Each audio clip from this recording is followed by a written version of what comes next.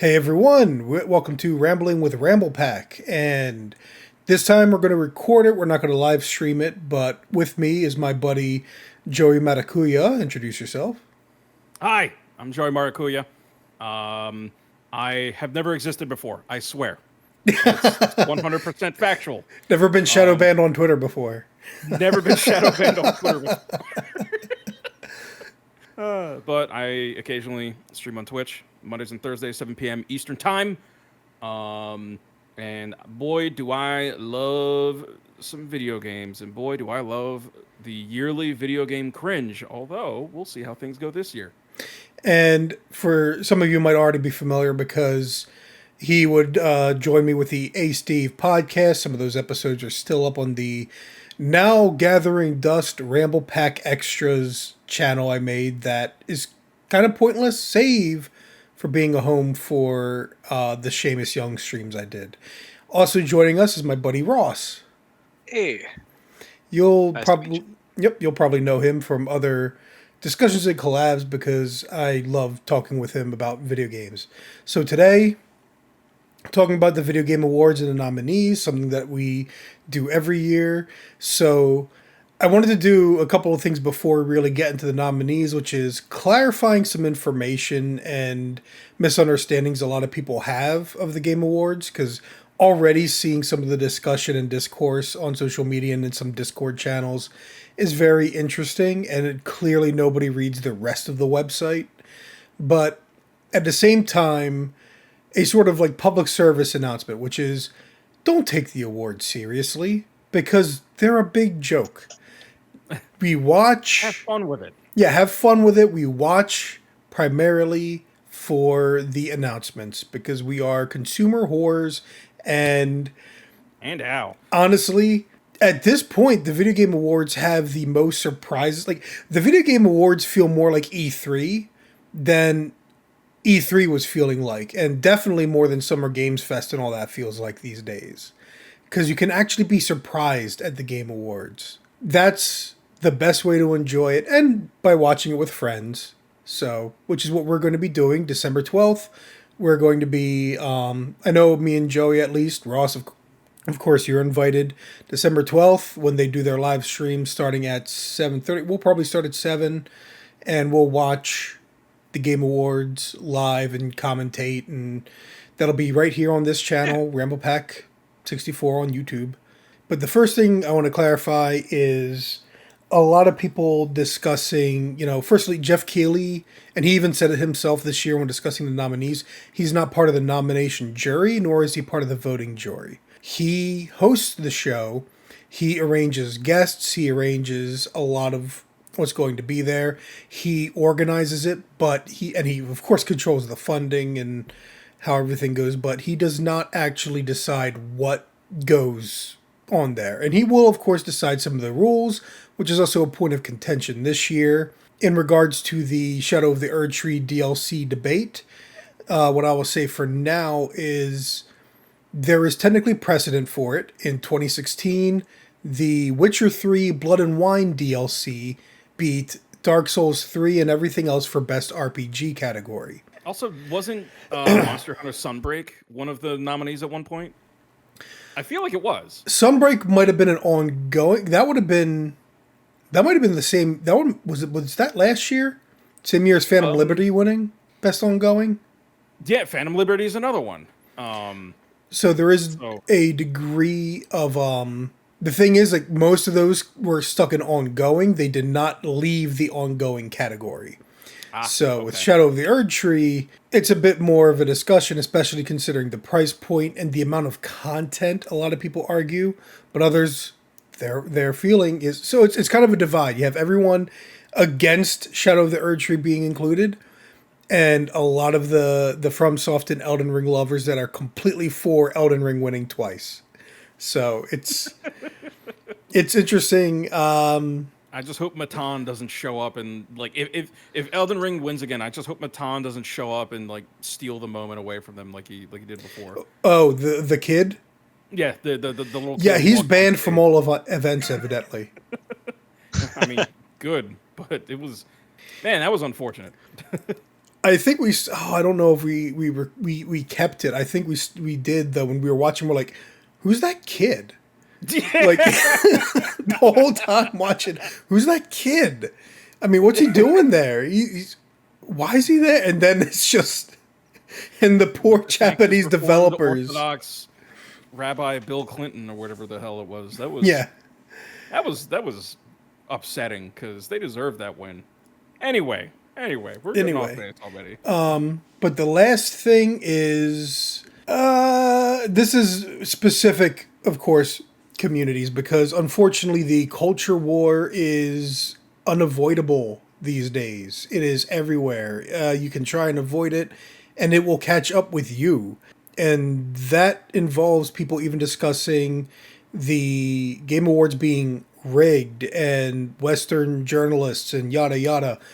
But regardless of the truth or legitimacy of accusations and criticisms towards Western games journalism right now these days, if you look at the jury page for the Game Awards, and it's been growing every year, the US as a single individual country is more represented than any other individual country, but when you tally the number of publications across all of Asia, that's China, Korea, Japan, when you tally the number of countries across all of Latin America and stuff, across all of Europe, you have a far wider range of diverse tastes and values in games that I think it actually makes it pretty clear why the past few years, especially, you've had surprises. I mean, a lot of people will point out It Takes Two won Game of the Year in, was that 2021 or 2020? It definitely wasn't 2020 because It was a few years ago, but yeah. I think it was 2021. I didn't know it won. Yeah, because Yes, 2021. It was up against Resident Evil Village and stuff. Yeah. Yep. Wow. So that is surprising. It won, and a lot of people were like, oh. So yeah, it deserved it. Honestly, that game is absolutely incredible. I played it with my wife, and you wouldn't realize it was couples therapy.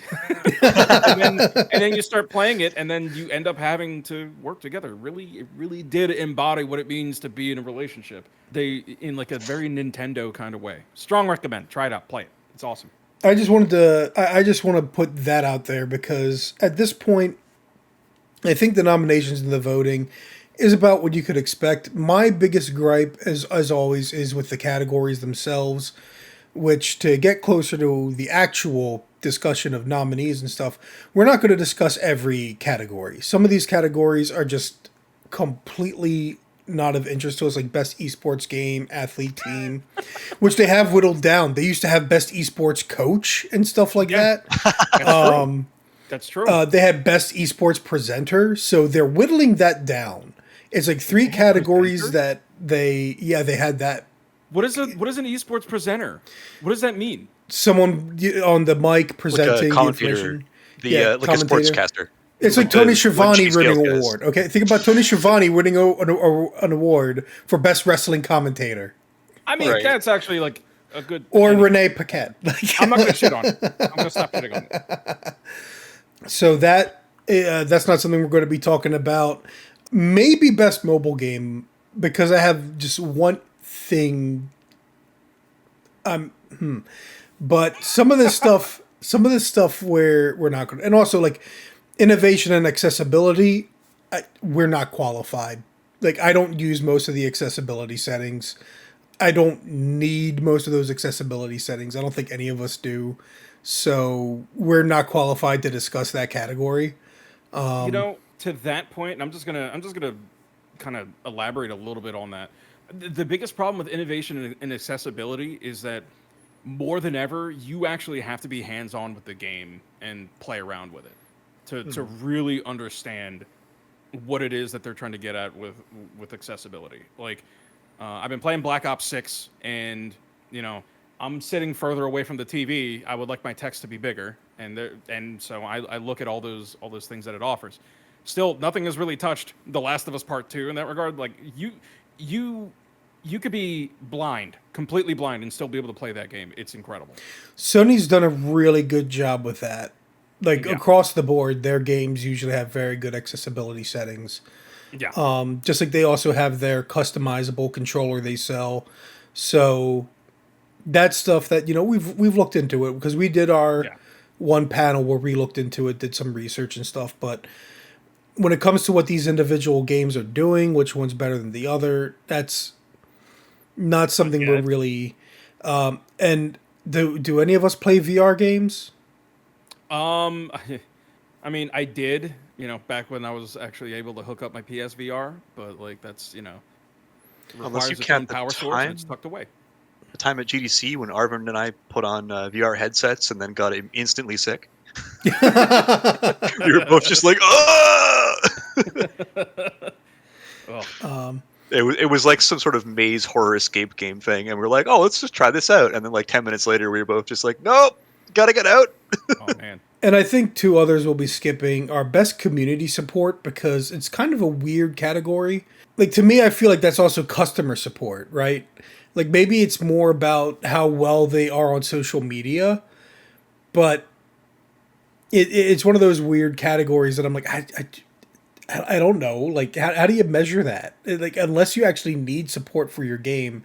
So that's one I think we're gonna skip, and games for Impact are probably going to skip as well, unless anybody wants to highlight a game in there. Indica. You do want to highlight Indica? Okay. I want to highlight Indica because, like, message aside, even as a game, it is actually pretty unique. It is actually pretty unique. It plays around with different genres of games. In fact, if somebody explains it to you, you'll probably be like, "Is this a No More Heroes clone? Like, what is happening?" And like, not like a clone, but just like, why is it jumping from like genre to genre? What is going on here? And it is trying to tell you a story, but it's just the manner in which it does it is actually kind of interesting, and I do want to check it out for myself when I have more time. Because it sounds like your wife played it, and she saw someone play it. Okay. Yeah, and I was like, that's kind of wild. And I saw like the tiniest of bits and pieces, and I'm like, this is not what I expected this to be at all.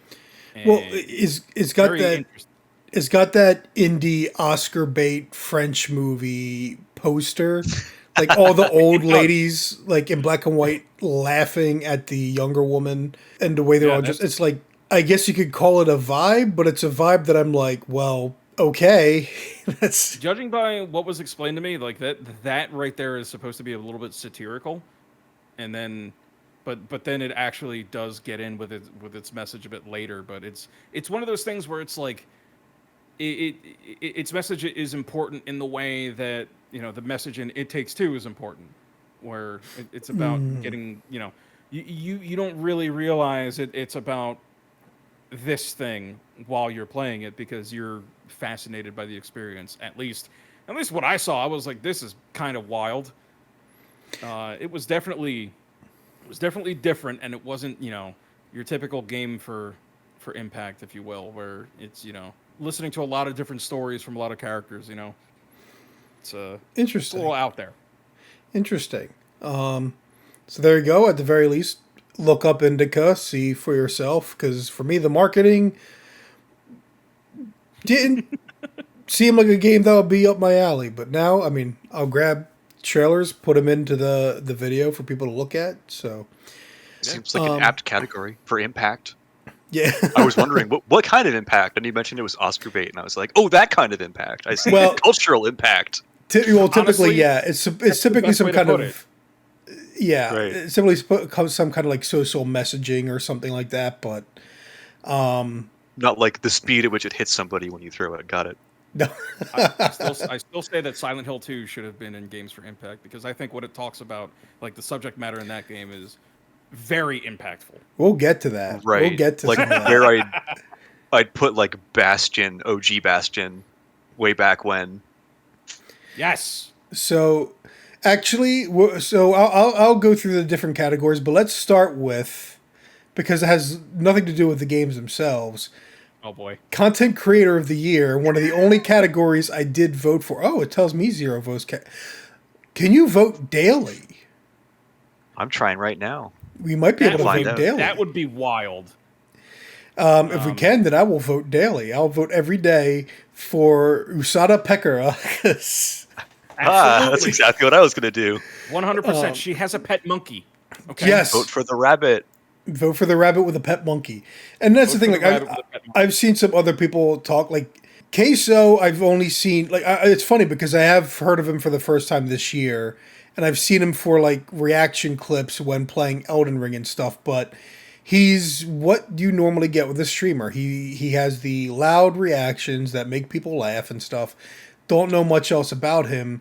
Never heard of the other guys, but I'm wondering. Again, we're talking about a global, jury now. So are some of these guys not English speaking? Are they not, North American, UK? So they're more representative of their countries or regions, because that's kind of true of Usada Pekara as well. But to me, a VTuber always wins this category because VTubers are expected to do a lot more than play a game and have funny reactions. It's true. The expectation built into VTubers is you need to be able to sing, or maybe you got some art. You got to be creative with your streams. Like, we got to be seeing Doki Bird and Doobie in here one of these days, right? I would put Doobie in a category specifically for like best motion capture. The studio, right? Yeah. And also for past life work that you're not allowed to discuss anymore. But that's the thing. Like, so for me, yes, Usada Pekara is definitely, and even when it comes to people that laugh, like, she is very creative. She's an improv comedian. I just have this mental image though that the whole reason she's there is they're discussing the nominees, right? Like, Jeff Keighley's there. All of a sudden, Hideo Kojima walks in the door, just walks up to Jeff, hands him a picture of Usada Pekara, and is like, "Jeff-san, we are friends, right?" And Jeff's like, "We are best friends." And Hideo Kojima just taps the photo of Pekara, smiles, and walks out. And that's how she got on the nomination list. There is some lore there that I completely forgot, because like she did kind of blow up, especially when she was playing through Metal Gear. Yes, and Hideo was watching. He was definitely watching. Cue Death Stranding 2. Norman Reedus pulls out his phone. It's Usada Pekara. He's like, "All right, we're good." Puts it back in his pocket. Roll credits. That is probably why she's there. That had not. Well, he's interacted with her on Twitter, like, hasn't he? Like, she's made it. Him like retweeting clips. Oh, he's definitely done that, but I think there's even photos where he's put like her character in like the studio or so. I don't know. That's like, funny. There's something that's happened. Like, she's aware that Kojima's aware of her, kind of a thing, right? But apparently not that she was nominated for this. Oh, no, that was a surprise, yeah. And she's sitting there looking at the subscriber count of everybody else. She's like, "I don't stand a chance. There's no way. It's not going to happen." And it's like, Iron Mouse won. But we'll see. We'll see. I will say that it is, to me, it's really funny that Queso is on there, because I've never watched him. But whenever I hear about him, it's people making fun of him. And him freaking out at people making fun of him. It's honestly, he's kind of a lolcow, so kind of interesting. I mean, what character? Kind of interesting. What content creator isn't this these days? I mean, these other guys. I mean, well, that's the funny thing. It's like I've never, and it's always like that. It's like most of these years, like content. It's a content creator of the year. And it's like, I don't know any of these people. They're evidently the 1 year big streamers. Which was Boogie. Yeah. Anyway. So next, we'll discuss best adaptation next. We'll do the least video game categories. And best adaptation kind of amused me because really it's a head-to-head between Knuckles. Two of these. No. The one that actually has nothing to do with games except for I realize this. The Sonic movies are like Paul W.S. Anderson directs. Absolutely. They have the look of the characters, but the actual content has nothing to do with the game material. Oh no, So we're honestly, going full Mario movie. Not like that, but close. Well, Knuckles apparently is like that because I have not heard a single positive thing about Knuckles. That's true. I remember and I don't pay attention to this, but I remember hearing people talk about like, man, this show is a disaster. And the same could be said of Tomb Raider, The Legend of Lara Croft. The only thing I've seen about that animation is people memeing it. Like, I have not heard anybody say anything good about it. So, Knuckles... I've heard a whole lot of nothing about it. Yeah, honestly. well, that's the thing. Like, it was memed on for, like, a couple weeks, and then nothing. Yeah. Like a Dragon Yakuza, that's one I've not exist. seen. I don't care. Yeah. No. Would you like No to detail? No. I would rather not. I'm gonna be a little bit. I'm gonna be nice to it, because I no, I haven't watched it, but you know, there were a few things that I saw from marketing that I was just like, no, this is not what we're going for, bro. It felt like a repeat of Halo, where it's like, we didn't actually play the games. We wanted to do our own thing. And it's like... So, again, we're talking best adaptation. That's a quick way not to be. Mm-hmm. So, to me, it really comes down to either Arcane or Fallout. Yeah. Is Because... Arcane an adaptation? That's a good question. Because... I think it's an original work that happens to take characters from another IP. It's a... What do they call it? Cross-media in Japan? Yeah. Like, it's a cross-media thing. It's like... Because it is a story with the characters of League of Legends and Valorant and stuff, and it tells its own story. Like it gives you lore behind the characters of this setting, right? Yeah, so and they might cross over, but it's not even like a canonical 1-to-1. Oh, it's in the League of Legends game with the stuff that you remember. It's just like, this character, I know who they are because I played League of Legends. Also, Imagine Dragons. Yeah. It has more continuity with the music videos of League of Legends than with League of Legends. But honestly, I think it's still good. I mean, I'm not gonna nitpick categories that badly. No, but it did make me think, and I do like it. It's probably my vote. But honestly, it's my vote too, because it's like the first season I thought was really good. Again, it would be a perfect 10 out of 10 if they just stripped out, Imagine Dragons dragging their nuts all over the product. But no, it really is a good show. I did hear good things about Fallout as well, but I'm also just not a Bethesda fan. Me neither. It's hard to make me care either way. Especially Fallout 4 is the only Fallout game I own, and I hate it. I hate it. That's a way to start Fallout. So I learned. It's not...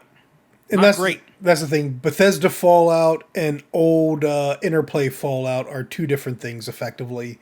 But I mean, that's the thing. Like, it's evidently good.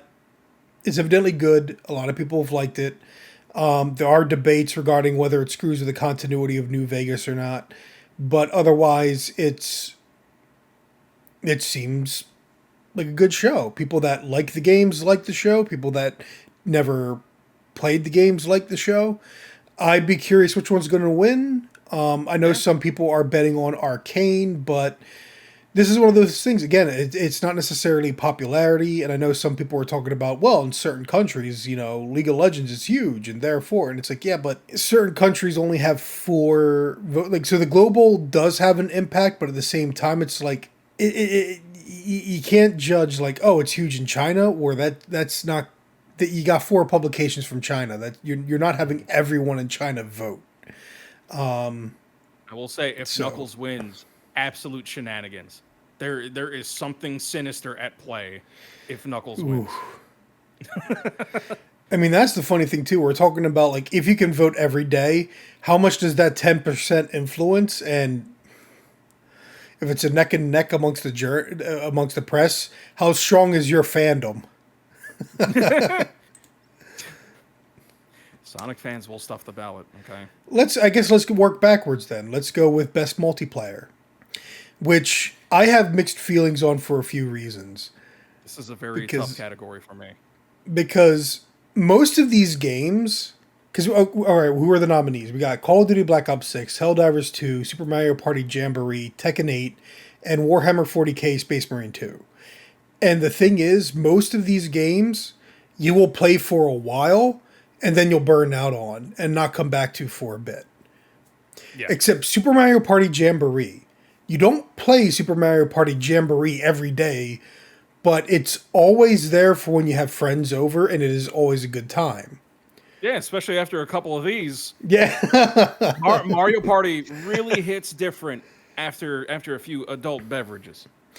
And honestly, this Mario Party, like we played 2 sessions of like it 2 maps during like Extra Life, and Mario Party Jamboree is, granted, the last one that I played was Superstars. Like that was my first Mario Party, so I'm new to the franchise, but I like this one better.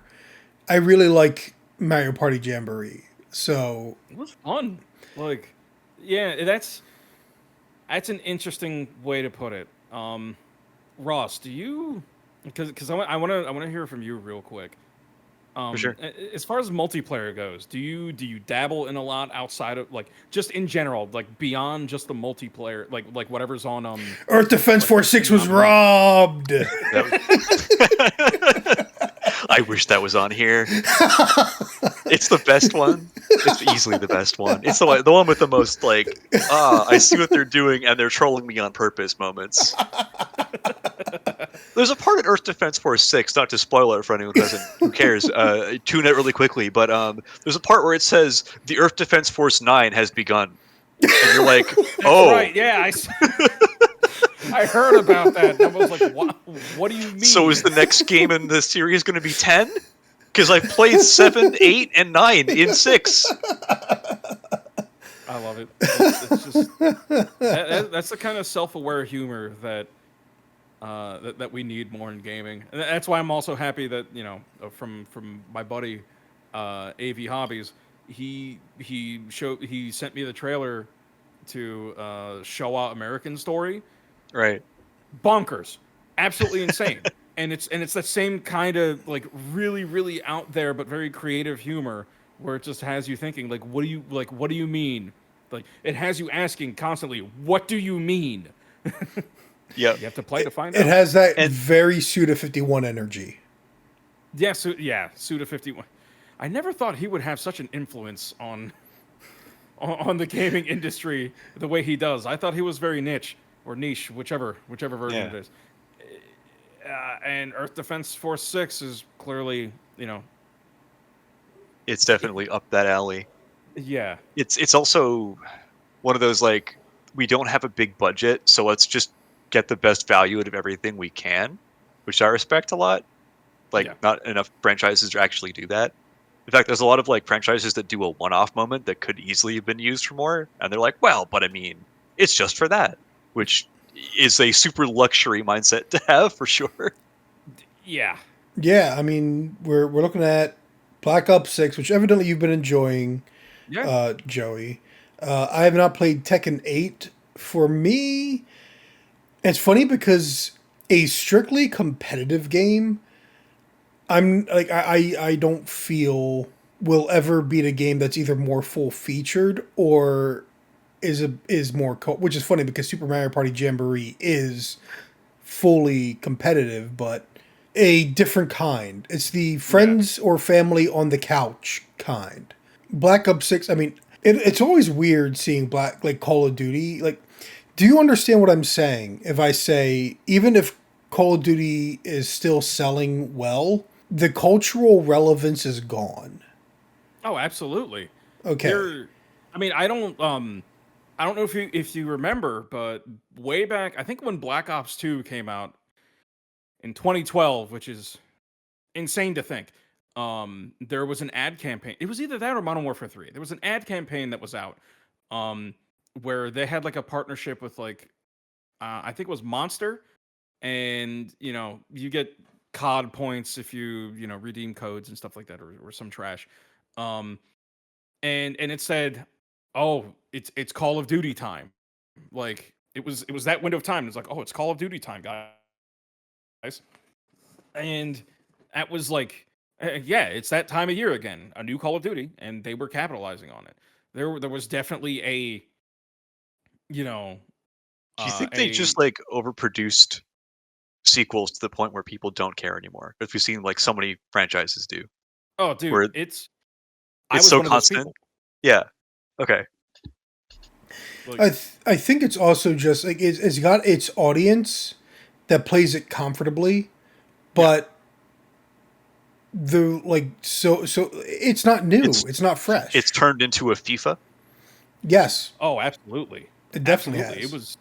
No, it turned into a FIFA, like an Assassin's Creed, and Madden, so on and so forth, where it was just getting pumped out year after year after year. Like it's cool that they have different studios making each one. So whenever a studio like Raven Software, for example, whenever they're coming out with theirs, it does have a distinct feeling from when the other two studios do it. So I'm more of a Black Ops guy because it seems to hit a little bit better. I can't really pin down as to why, but Black Ops 6 at least has this new kind of movement system that, in a way, I actually feel is kind of innovative. Where if other first-person shooters don't move the same way, then it's going to feel slow and maybe a little clunky. I'm actually kind of really surprised at this. Um, Right. Granted, they're not the first to do it because the other multiplayer game that's on this, Helldivers 2, actually has a very similar movement system. Um, it's just that Helldivers 2 is third person.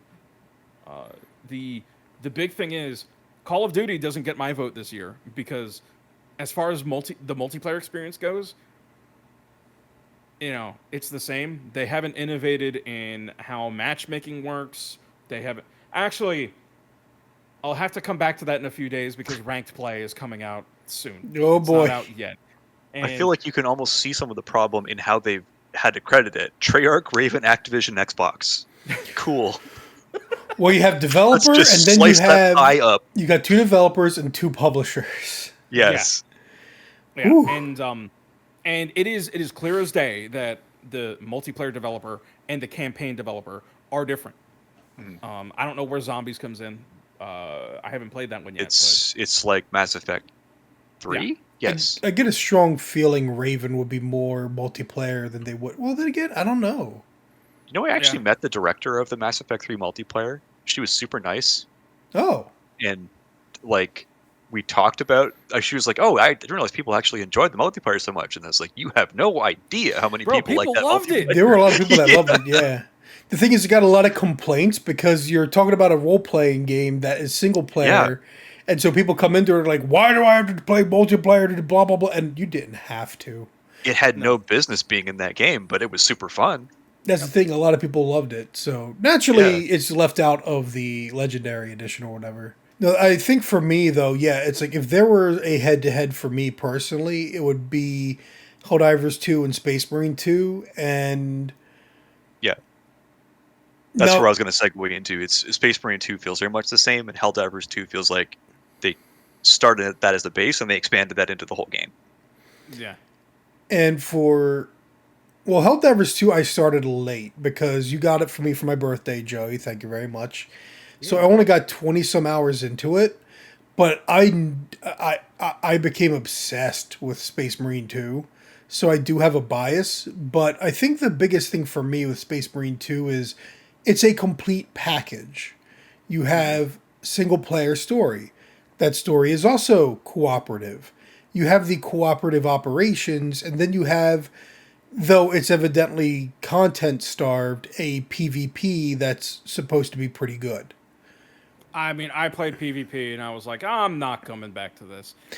It doesn't seem like your style of PvP because when I look at it, I'm reminded of like Gears, Halo, and well, then again, you did play Gears Yeah. multiplayer. No, wait, you did you play I Gears played some multiplayer? Gears multiplayer and like I got it. Like I understood it, but it was like that's also not what I went to Gears for. I Yeah. loved the horde modes and I loved the campaigns. But the multiplayer I could understand. Yeah. Warhammer, I like when playing it competitively, I was like, I don't feel like this is built for this. It did feel well. It looks tertiary, but a lot of people were having a blast. Like it has that. Again, it feels like that old kind of callback, right? Which is funny to say. Like 15 to 10 years ago, is an old callback, but Yeah, well, like it's got the Halo 2, Halo Reach kind of feel to it, where yeah, you have the only thing it's missing, and it would actually benefit hugely from this, and I think they're going to put them in, is weekly modifiers and weekly like challenges or something.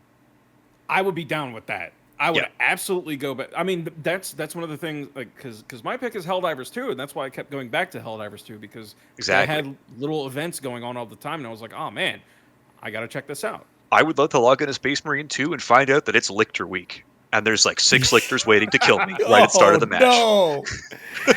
Oh no! Following you on the elevator. Yeah. Okay. Okay. No. Hit the interact button. Middle of buds. Ah! Okay, I'm hitting it.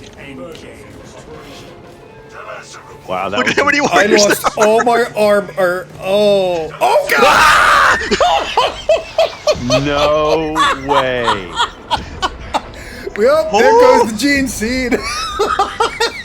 That was a true horror movie moment. That was the most lictorous thing I have ever seen. Oh, okay, we're safe, boys. Exactly. We got on the elevator. We thought we were safe, and all of a sudden, the lictor comes out and attacks because it was on the elevator with us. That's awesome. It got on there invisible, and then it uncloaked in our face when we thought we were safe. And I think for me, like that's one of the things. Like Helldivers 2 was a game that I realized as we started to play harder, like I really needed to figure out how to play it. By which I mean, like, there's definitely things about the weapons, about which is best against which kinds of enemies. But because of the nature of the unlocks and the speed of it, it felt like the challenge rose faster than the unlocks did. Space Marine 2 feels better paced in that regard, though for a lot of people, I think it feels slower at first.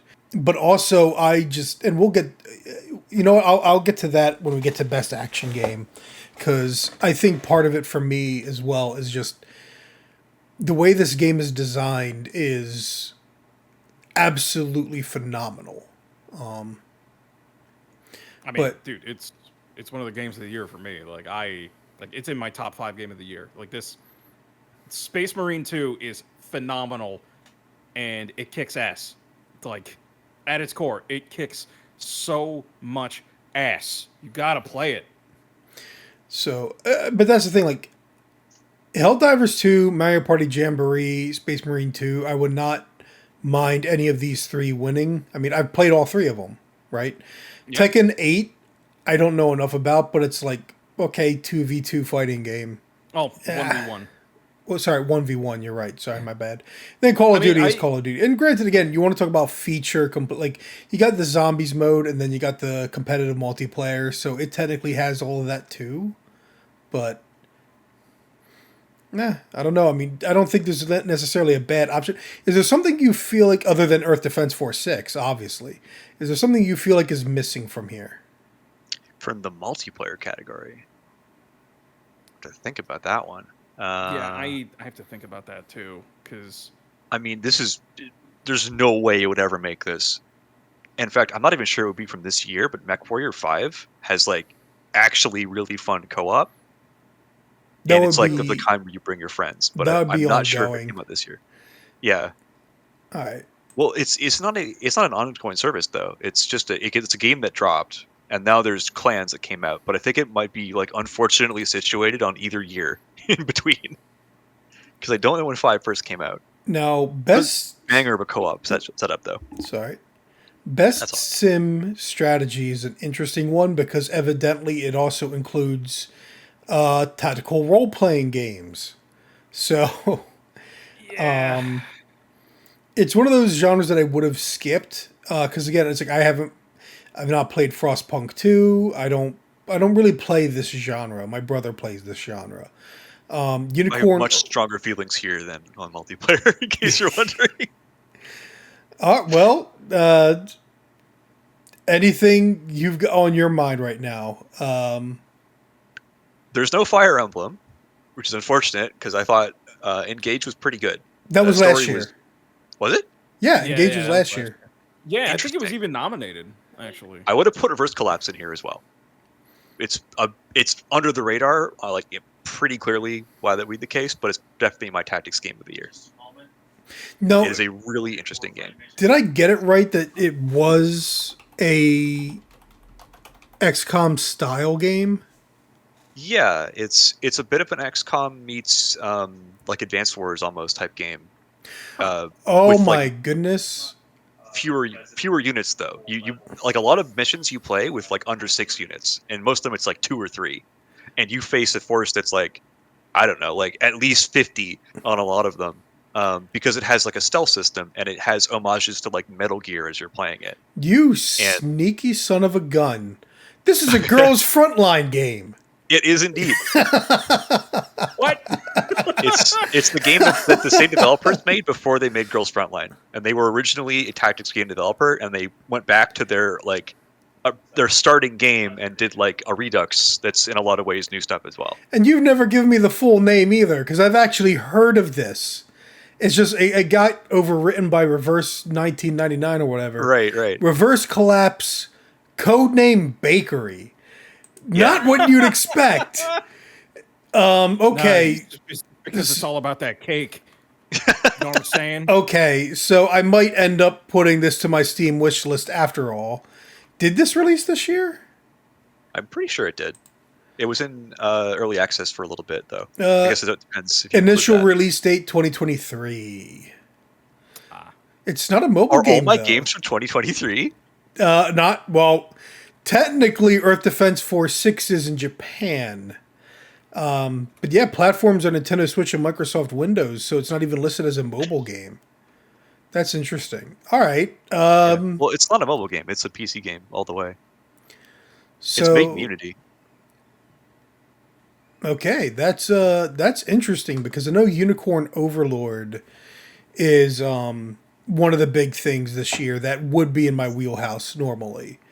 Manor Lords I've heard of, no idea about it. I don't do Age of Mythology, but I did play Kunitsugami Path of the Goddess, and this game is unfortunate. Yeah. I've realized 2 issues with Capcom's current brand new IP strategy, and because I've talked to other people about it, and a lot of people didn't even know that this game ever existed. They didn't know what it was. And then they see like Capcom's like, yeah, the game underperformed, and people are like, well, what is it? And then the initial marketing was also not very good because people were like, okay, what is it? And Yeah. it's a bit tower defense, but there was somebody else that finally agreed with me. There's a bit of brutal legend in there. Because you set your units up, but then you yourself are on the battlefield. You're able to do some combat and action and stuff like that. It is fun, and it's funny after talking up so much of Space Marine 2, it requires a lot of repeating older levels in order to keep yourself powered up and face the incredibly steeply climbing difficulty. I like what they're doing with it, but because it was going to be a smaller game, they relied heavily on that repetition to pad the game out. And while I like the combat mechanics and stuff like that, like especially when you start introducing more mechanics and you start getting stronger and better, those old missions don't become more difficult. You just have optional objectives to try and get, like beat this boss in under a minute kind of a thing. And it's like, okay, well, I don't have to be good enough to do that. I just have to be leveled up enough to do that. Right. You don't necessarily have to have like the right units or the right strategy. So there's a lot of good ideas in there. There's a lot of stuff they were doing, but it is that demand of repetition that made it less enjoyable. And then they made a marketing deal with Microsoft, like Exoprimal. Only Kunitsugami didn't get onto Game Pass, which is probably better. Oh Honestly. no, I played it through Game Pass. Kunitsugami? Yeah, I played it through Game Pass. It was on Game Pass? Did you pay for it? Well, yeah, because I don't have Game Pass anymore. Oh. Okay. Well, that's different. But yeah, I played it on Game Pass, and that's kind of what I feel part of the problem was. Is it's like when some of these like lower key and sometimes indie games get on Game Pass, I feel they just end up what I like to call Game Pass purgatory, and it's one of those things where like you have Game Pass, but you're not buying games.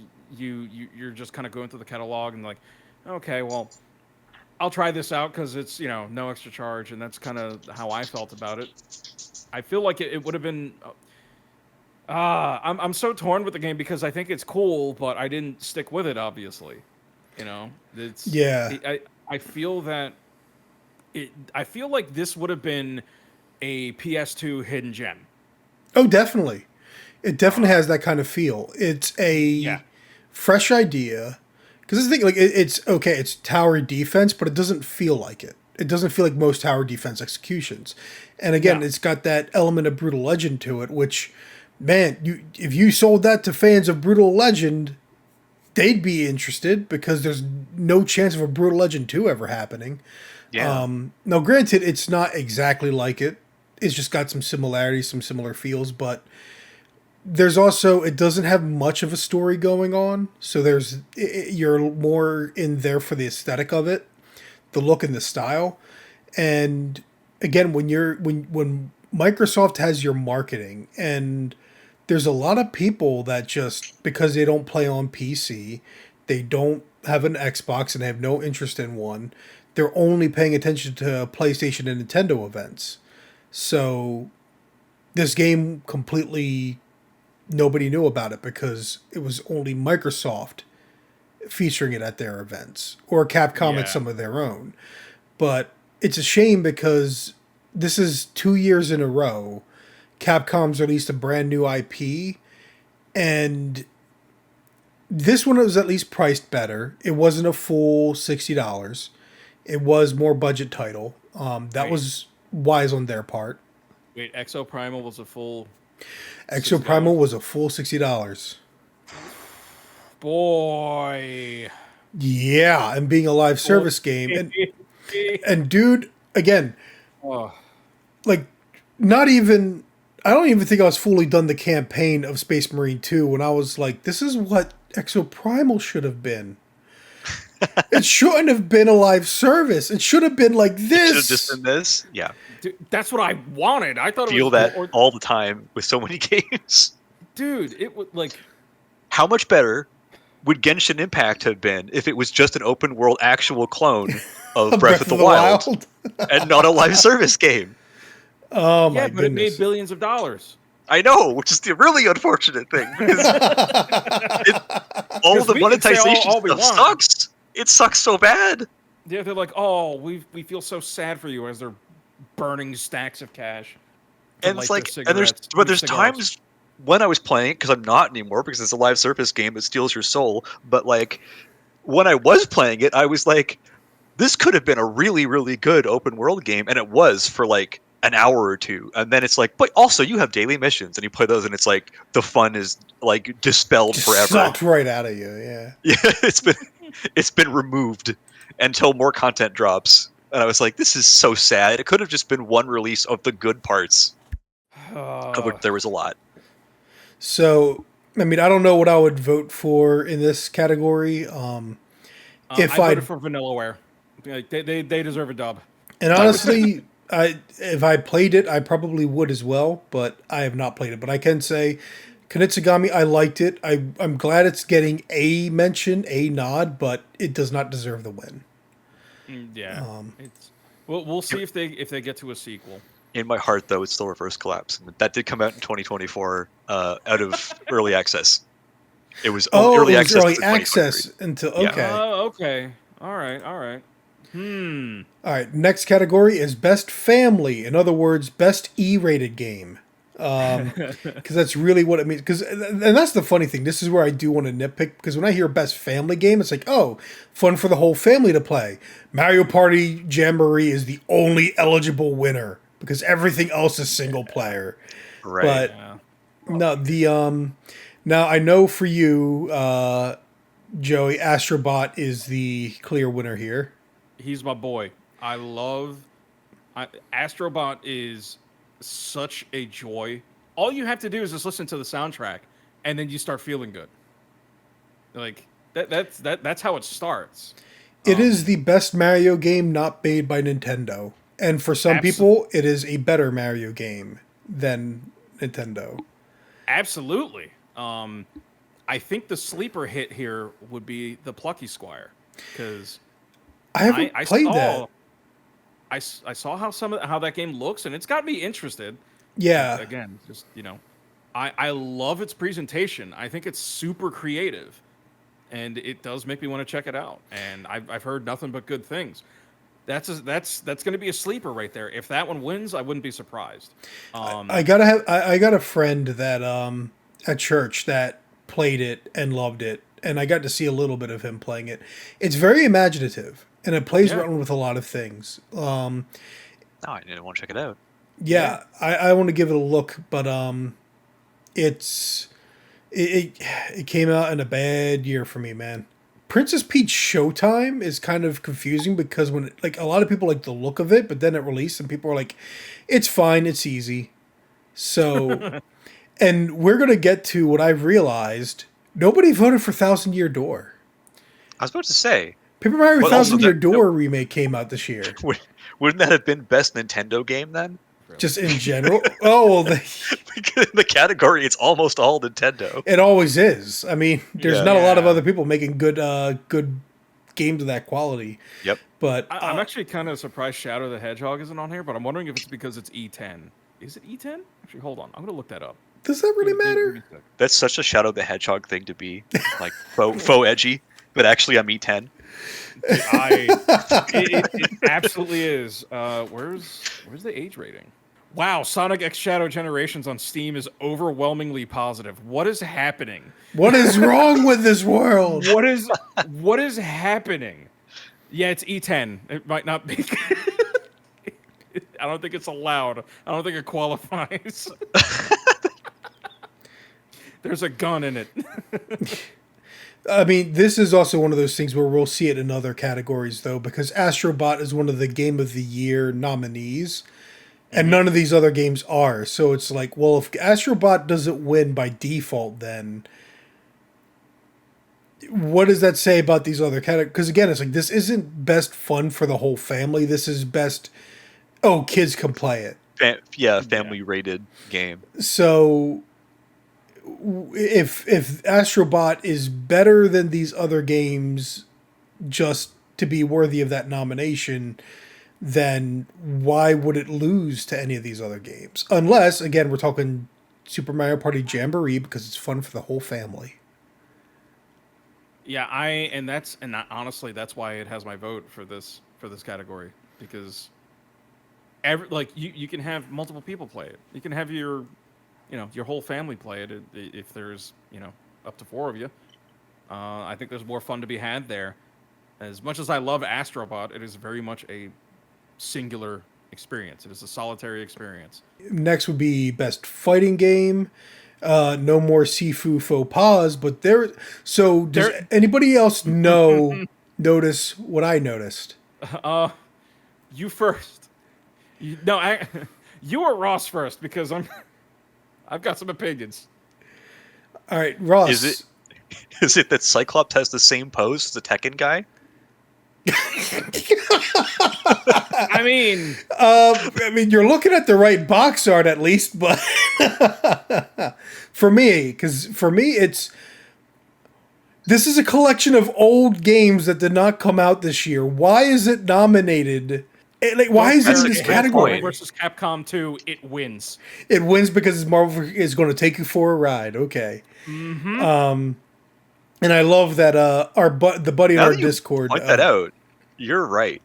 Holy crap! But everyone's so busy freaking out about Shadow of the Erdtree. Nobody's talking about this. Even in the fighting game community, like again, fighting games. In my Discord, Bluest Things, our buddy. Yeah. He posted the meme that's what is it, Under Night and Birth, or what is Yeah. it? Like that came out this year, and the joke is that it was snubbed for multiverses. People Right. are like, the fighting game crowd is more okay with Marvel vs. Capcom Fighting Collection arcade classics than multiverses being in this category. And this Right. is People love Marvel vs. Capcom too. They're just being gaslit by it. evidently like that's because nobody's complaining about this, but this is just like like only a little bit of outrage came from like Sifu being in Best Fighting, because it's like, it's not a fighting game. Why is it in That here? was hilarious.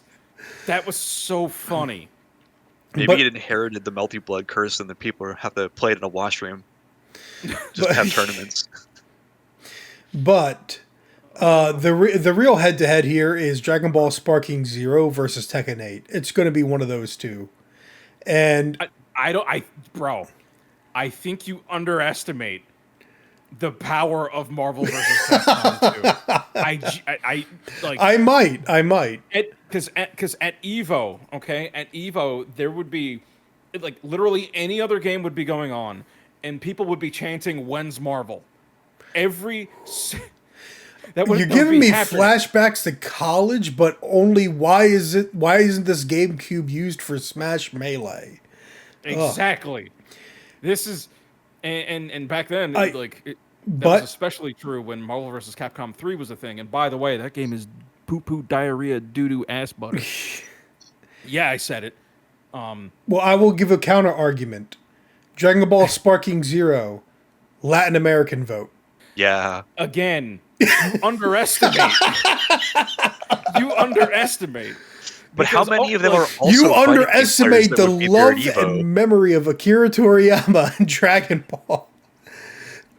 Bro, Dragon Ball fanatics have become. Like, that's the funny thing. No matter how Look, big you're Dragon right. Ball Z has been, like Dragon Ball has become Sonic and Harry Potter levels of fandom, but for men. Like it's. You know what this is going to be? This is going to be.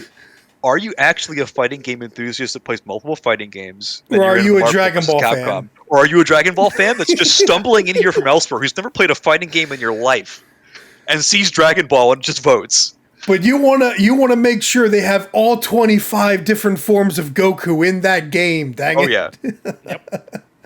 and we will look absolutely stupid if Grand Blue Fantasy versus Rising Games. Well, I did vote for it, so there you go. Okay, everyone but Ross will look absolutely stupid. Yeah, we will. I have a feeling that Marvel vs. Capcom is gonna take it because And that's the thing, nobody cares because everyone's so focused on Shadow of the Erdtree, and it's like, but this is legitimately nothing but old games. no, see, this is the typical CIA glowies distraction. Okay, this is the typical distraction where they're like, "Oh no, we're dangling this problem in front of you while something that is actually a problem over there gets passed." Oh my goodness. Okay, best role-playing game, which, again, no Paper Mario Thousand Year Door. And that's the funny thing. The Nintendo fans that love Thousand Year Door, they're not even speaking up like, why is Shadow of the Erdtree there and not Paper Mario? Like, they're not, nobody. Nobody. It's like everyone's just angry about Shadow of the Erdtree, but nobody's angry for the sake of something like Paper Mario Thousand Year Door.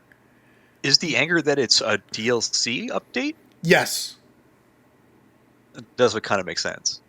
It's like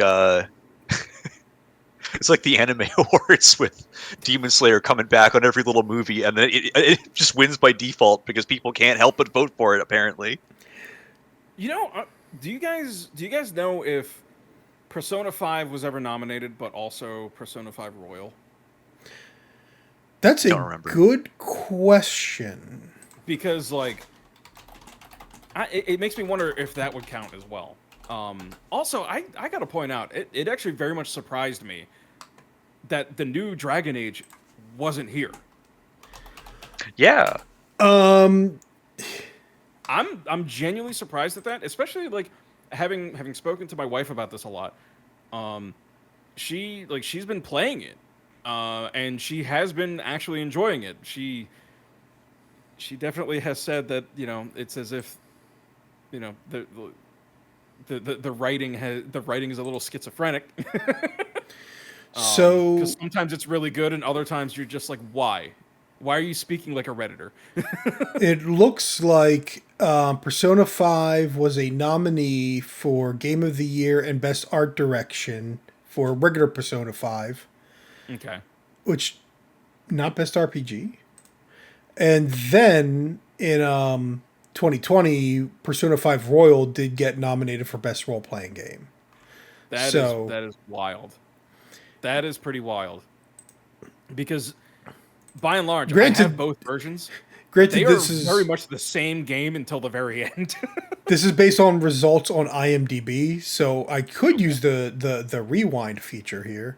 I mean, by that logic, you could put Orion Dino Horde in every single year because it just changes its name every year. But this one's going to be interesting because, I mean, I'm kind of not surprised Veilguard isn't in there because, again, if we're talking like, it's more surprising that people remember that not only did Like a Dragon Infinite Wealth come out, but it's also an RPG now. Like, right. That's the more surprising thing, but that's in there. I mean, it's... Like, would Wukong count? I'm actually genuinely curious, because here's the thing. The only one of these games I played this year is Elden Ring Shadow of the Erdtree. And it's more Elden Ring. It's what we need in expansions. Like, it is what... Yeah. This should be a new golden standard for expansion packs. Like, go back to expansion packs. Get rid of the idea of DLC being this bite-sized content that's overpriced. No, give me a like miniature game that goes alongside the bigger game. Like once the game goes gold, give it a solid year and some, and make a nice chunky expansion pack sized thing, and then release it a year after the date. Yeah. Now, Dragons... like the Brood War of whatever you're making, right? Or I want to say with CNC. I forget the name of it. But yeah. Oh. I forgot too. Oh, StarCraft 2. Yeah. Or the Diablo... I keep forgetting the names of the expansions, but the Diablo expansion. Diablo 2 expansion, that is. I didn't play Diablo. Act 5. Act 5 was big. Yeah, because, like, I mean, Ramble will tell you, I definitely got my money in with Shadow of the Erdtree. I was really satisfied with that product. I've played 3 games off of this list. I've only finished one. One I have been begrudgingly working on. And the other one I have started, and I'm in the first dungeon of. Elden Ring so far takes my vote because it is like it feels like a complete package. It feels like it could have been a standalone thing, especially with how you strengthen your character. I thought it was really, really cool. Final Fantasy VII Rebirth is the most... I can't believe they out-bloated themselves again.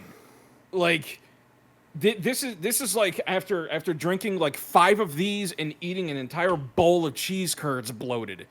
Like, Final Fantasy VII Rebirth is a mess, and like sometimes it's really, really, really fun, and other times it makes me just want to eat a gun. Like, not even do anything, and not even anything self-harm worthy. I just want to eat it. I just want to eat metal in the stomach. Yeah, I just want to force myself to digest metal. And Metaphor for Refund Tatsuo, I started playing that, and that game's actually really cool. And so that's that. I looked incredible. I was about to be a doofus and be like, but it wasn't on PC, but it was totally on PC. It is totally on looked it PC. Up on Steam. I have a different complaint.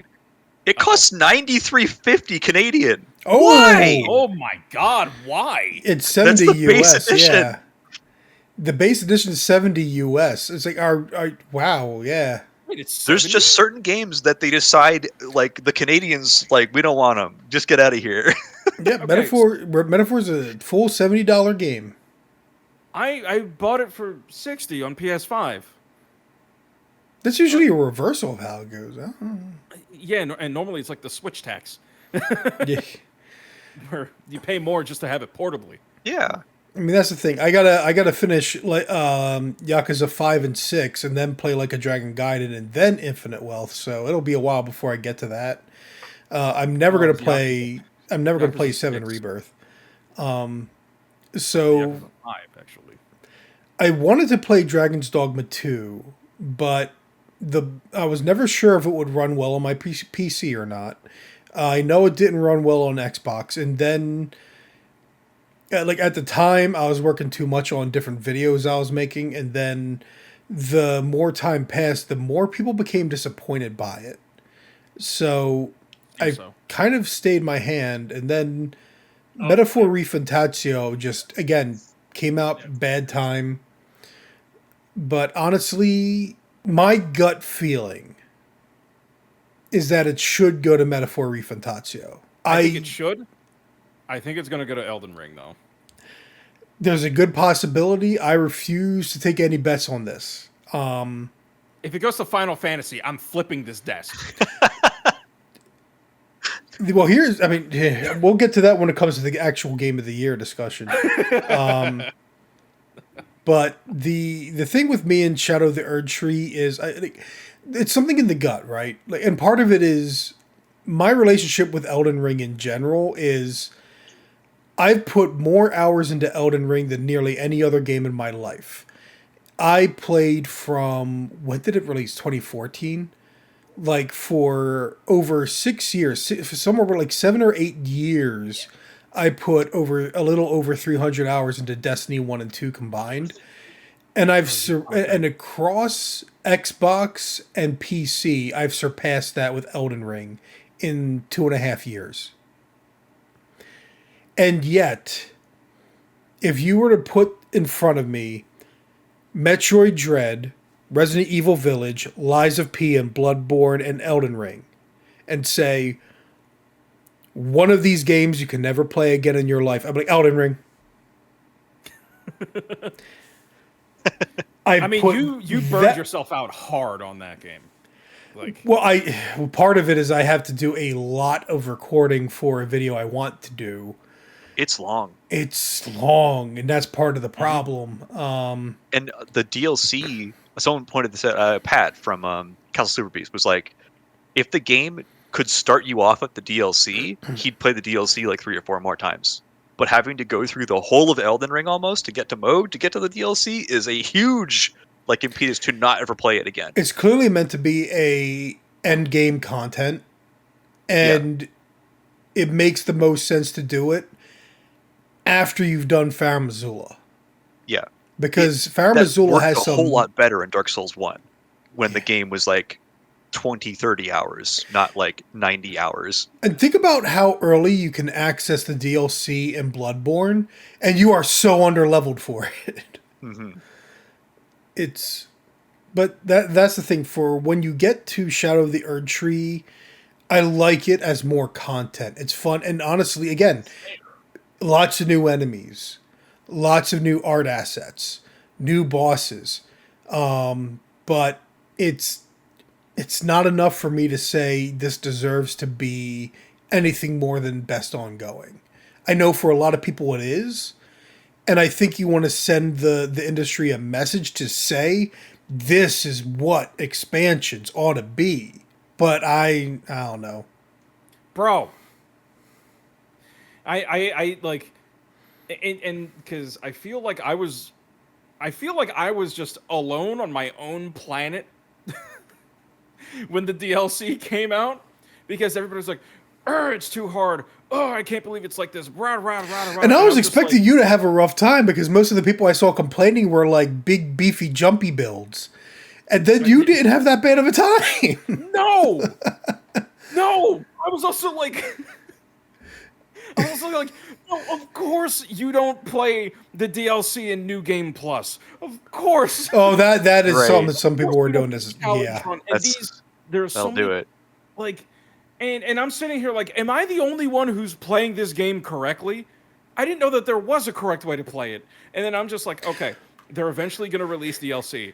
My finished file, I'm going to leave it as is, and that's what I'm going to jump into the DLC with. And that apparently, I have never felt like the smartest person on the world before until that moment. Because I was absolutely annihilating. I was annihilating Now, the DLC. there is one thing that I know a whole bunch of people will say. Well, were you using summons? I mean, sure, but like it's baked into the game. Why not? And I know a whole lot of people would counter argue, blah blah blah. Yet, and I'm not one of those people. I'm Not only not. that, Bro, but there's a scaling system in the DLC for making your summons relevant. They were like, I will summon course they're Mimic gonna so we can want tag you team to- every single one of their mothers. All right. It's like these games are designed with co-op in mind. They've been in there since the very first Souls game. Like Demon Souls, I'm pretty sure had co-op. Yes, It's like these games are designed with co-op in mind. Elden Ring especially, that's why these enemies all have giant area of effect attacks that no matter who's got aggro, everyone gets hurt. Like yeah, or the fact that they spin around and randomly target you just because they decided to do so. Mid combo, they'll do a 180 in mid air just to track you down and punish you. specifically the Orphan of Kaz in Bloodborne. Yeah, oh gosh, yeah. So Will it's break your lock on, and then you're not going to be. You're not going to know until it's too late. like I understand the appeal of wanting to take on the challenge of doing some of the bosses with no summons. It is a slightly different experience in having to learn attack patterns and stuff, but I have a lot more fun doing that in Lies of P and Bloodborne than I do in Elden Ring. Also, some of the bosses in Elden Ring, it feels like even if you do it solo, you don't really have the out they expect you to do to get the heal or to take any sort of other, like a buff. There's no time. You're just pressured forever. Like the game almost behaves slightly worse for that. I've seen enough video essays though that I know people have counter arguments to all of that, and I really don't care. Though. Oh yeah, I really don't care. I don't give a crap what it goes those guys both say. ways. It goes both ways. You can also summon people that totally knock the challenge out of a fight, and you honestly wish you fought the whole boss again just by yourself. That's Yeah. happened before. And I will admit, like when I fought the Dancing Lion, because everyone was, and again, part of it was the reputation. Everyone was saying, "Oh, it's so hard, so difficult, blah blah blah," and I summoned the NPC. I summoned Mimic Tier. I fought the boss, and at the end, I was like, I feel robbed. I actually want to fight them again without all the Right. summons because they seem like they would have been fun, but About that. I was, yeah, you have another shot. Yeah. Oh no! I know you do. But Yeah. I would rather they have no summons in that unless you can get your Mimic Tier in, and then he dies anyway. I'd rather they create an arena where you could just like that's the funny thing. Like if you got something in addition to the remembrance, like a memento, that was like you could go to an arena and you could fight the boss again as many times as you want. For a game as huge as Elden Ring, that would be a great addition. I would love that. That would be cool. Because cool. especially It of would a be game. perfect Sorry. to throw into the arenas. The But- ones that they scattered around the whole map and didn't use until the update. They could just say, "Hey, guess what? Fight a boss in the arena. That would be Choose pretty which cool. one." All right. Or even a boss rush mode. I think that would be really fun to try and see how many people actually try and get through it. But there's, I guess it depends because there, and we'll get to it a little bit in the next category. But right now, let's move on to Best Action and Adventure, which is where I have to go into my annual rant about how these genre titles for categories are so stupid. Because what even is an action adventure? Evidently, it's a platformer in Astrobot. It's a Metroidvania in Prince of Persia: The Lost Crown. It's a survival horror in Silent Hill 2. It's an open world AAA bloated mess in Star Wars Outlaws. And it's a Legend of Zelda game. What is this genre? It is literally I will tell you- we can't I will think tell you of where else to exactly what put it it. I know exactly why it's here. It was a genre in GamePro magazine, and that's it. You're not wrong. It's and that's the thing for Nintendo Power. It's what Zelda was classified as, And it's like, no. Like, we got to change not just this genre, but we need to split this up, because if anything says we need more genres, this is it. And especially, again, this is my annual rant. I've said all this before, but it needs to be said again. If this is supposed to celebrate games as a medium, and you want to have diversity of games, well, why not have best platformer category? Oh, because, there's not much more than just Astrobot. Look at the indie games. Yeah, there's tons of not? platformer indie games now. Don't you want to celebrate them? Axe to that strategy section and make it tactical strategy, grand strategy, and RTS. Yeah. And that's the thing. If you got rid of some of the categories they do have, and instead just expanded the games, now there might be legal matters that you can't call it best Metroidvania. I don't know. Best castle exploration thing. Best they 2D just say best Castlevania clone. Like they don't even show. You know what? There you go. Action exploration. Right. There's a genre title. Action exploration. So there goes Prince of Persia: The Lost Crown and all the indie games that are Metroidvanias, because holy crap, there's a lot. And why not a best horror? Does Silent Hill have anything in common with Astrobot? Exactly. Yeah. But you know what it does have in common with? The horror games coming out in the indie realm. I mean, Crow Country came out this year. That's a horror game. Like, sure. maybe it'll never win next to Silent Hill 2 remake, but at the very least, you get some acknowledgement. So... And it's funny that you mentioned that. Put a pin in that, because I'll bring it up later. Oh. But of these games here, again, Astrobot's probably going to win it because it's the only one nominated for Game of the Year. But even if it doesn't, Silent Hill 2 doesn't feel right for the category. I mean... It really doesn't. So Echoes of Wisdom, maybe. I don't know. I will say The Legend of Zelda is there, and that already is massive. Doesn't matter what it is, doesn't matter how polarizing it is. If it's Zelda, that means that it's a big hitter. Astrobot is in multiple categories, so from that alone, it's not like it's fighting from underneath. Star Wars Outlaws, are you kidding me? Are you joking? Because that is clearly only here because it's the name. It's Star Wars. It's a big IP. That being said, like, this is where I know. Sorry, I was just going to say, this is where you get that, like, tinfoil hat sense, because it's just like, I'm flashing back to last year, where it's like, most anticipated game, and Star Wars Outlaws is there, and I'm like, nobody's anticipating Star Wars Outlaws, nobody cares. And it's like, for some reason, it keeps showing up. Nobody cares. I mean, case in point, there's a friend of mine who he went into Star Wars Outlaws not really, expecting to enjoy it. He was like, whatever. And then he actually started playing it, and he actually really, really enjoys it. He's actually enjoying it a lot. But I think it's also in spite of its main story. I think it's more of like the additional content outside of the main story that really grips him. And the fact that you're not actually like, an established Star Wars character, I think he's very fatigued by that, which understandable. I can kind of understand that. But at the same time, not playing a canon character? No. Being a rando? Yeah, not Kyle Katarn. He wants to no. He wants to play a canon character?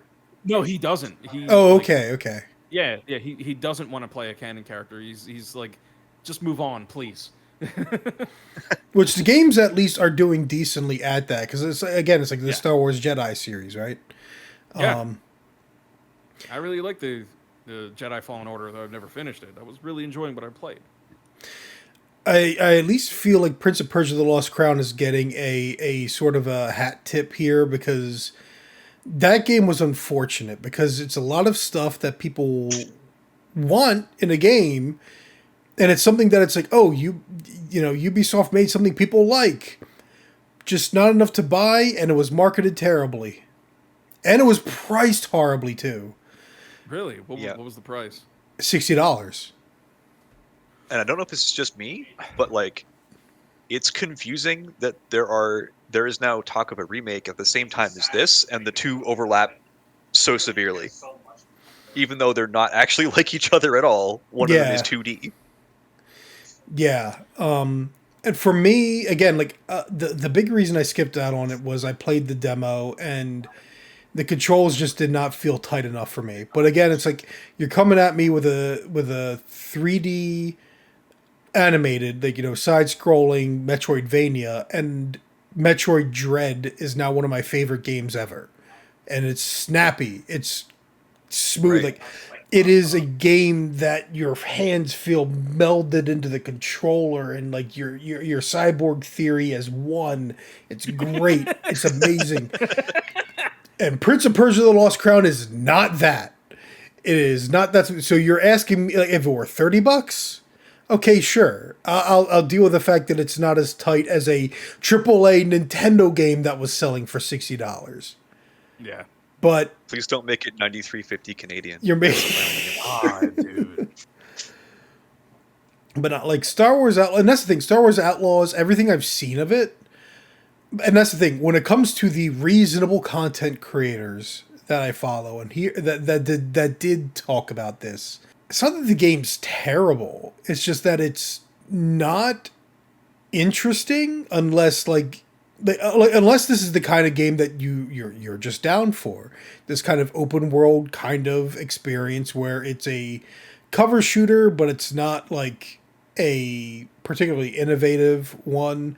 At the same time, you can tell there are some ideas that they want to go for in there, but I don't know. It's one of those things that it exists. It came out, and outside of the culture war bullcrap, which was all overblown regardless, it came and it went. Like, that's really it. There are so many other games that are more deserving of being there. On that note, Action adventure being so broad, though, wouldn't that also be Wukong and also Elden Ring? oh no. Well, firstly, Elden Ring was best RPG. Right. But I mean, But Black Myth Wukong, and here, this is the funny thing, right? I think it's like Liza P was in a different category. Like, because I guess there's more RPG mechanics to Dark Souls and Elden Ring, they always get put in RPG. But best action game, that's where Black Myth Wukong is. So best, and this is also where shooters go, which is... You're so bad at genres. They are so bad. Like, of all the genres, it's like shooter doesn't... And I get it. Like, first-person shooters and third-person shooters aren't as popular as they used to be. But do you know how many boomer shooters are released on Steam every year? A lot. Oh, right. I feel like shooter was its own category at some point. I don't know what happened, like man. It was. Like, these categories... Space Marine could have been in that. These categories are... And this is, again, this might be the whole Jeff Keighley thing, right? The more myopic perspective of focusing hardcore on the AAA space and not games as a whole. But best action game, we got Black Myth Wukong, Call of Duty Black Ops 6, Helldivers 2, Stellar Blade, and Warhammer 40k Space Marine 2. A lot of people are rooting for Black Myth Wukong. I did play it for a little less than 2 hours, and I returned it on Steam, not because I disliked it, but because I did not think it was good enough to be worth the price. I liked it, but I didn't like it for $60 when money is tight. Now, Stellar Blade, I am waiting for the PC release because everything I've seen of the trailers and people playing it, this game is up my alley. This is my, Souls-like meets Devil May Cry kind of game. I'm so looking forward to the PC release. I'm really hoping that gets some level of acknowledgement here. But I don't know. So before I go into my thoughts, you guys give your thoughts on this category. I think Space Marine 2 takes it for me very easily. And because it's campaign and it's multiplayer, you could just be like, how did the campaign go? Very well. What about you, Joey? I guess action game is pretty broad, but... Yeah. So, I haven't played Black Myth Wukong, so I can't really speak to that. Call of Duty, real quick. I'm just gonna go down the line here. Call of Duty. I've been playing the campaign to Black Ops 6, and let me tell you, I've been very, very surprised by this. A lot of people evidently have been. I was genuinely surprised by what they were doing with the campaign because there's downtime in it. There's like a hub area and there's downtime where you're talking to the characters and actually like listening to them, and they have distinct characters and they all have like relationships that interplay with each other, which was really refreshing to me. So they're not there's a hub- screaming or whispering their character development. It's actually at a normal talking volume, if you could believe it. And in like the hub, because there's a hub, like in the hub, there's like little Resident Evil puzzles to do. Oh, I didn't expect that. Neither did I. Neither did I. Like some actually proper brain teasing puzzles where you have to like, use tools and actually like, Right. pick up clues and use them. Now, granted, I don't think there's anything beyond like this overarching puzzle that's in there, which is kind of unfortunate. But there's also like a reason to use money and build like kind of like a base building mechanic. Very, very minor, but you have 3 things that you can throw money into to level up. So like you can get some buffs and perks and stuff like that. Really, really nice and refreshing. I hope that they add more to it. That sounds like someone got like a Call of Duty game as like a framework for what they wanted to make, and they were like, well, let's just try new stuff and put it on a Call of Duty game, because like if it's going to be like the FIFA of games anyway, you might as well experiment and see if people like it. Yeah, They're going to buy it by the name recognition as it is.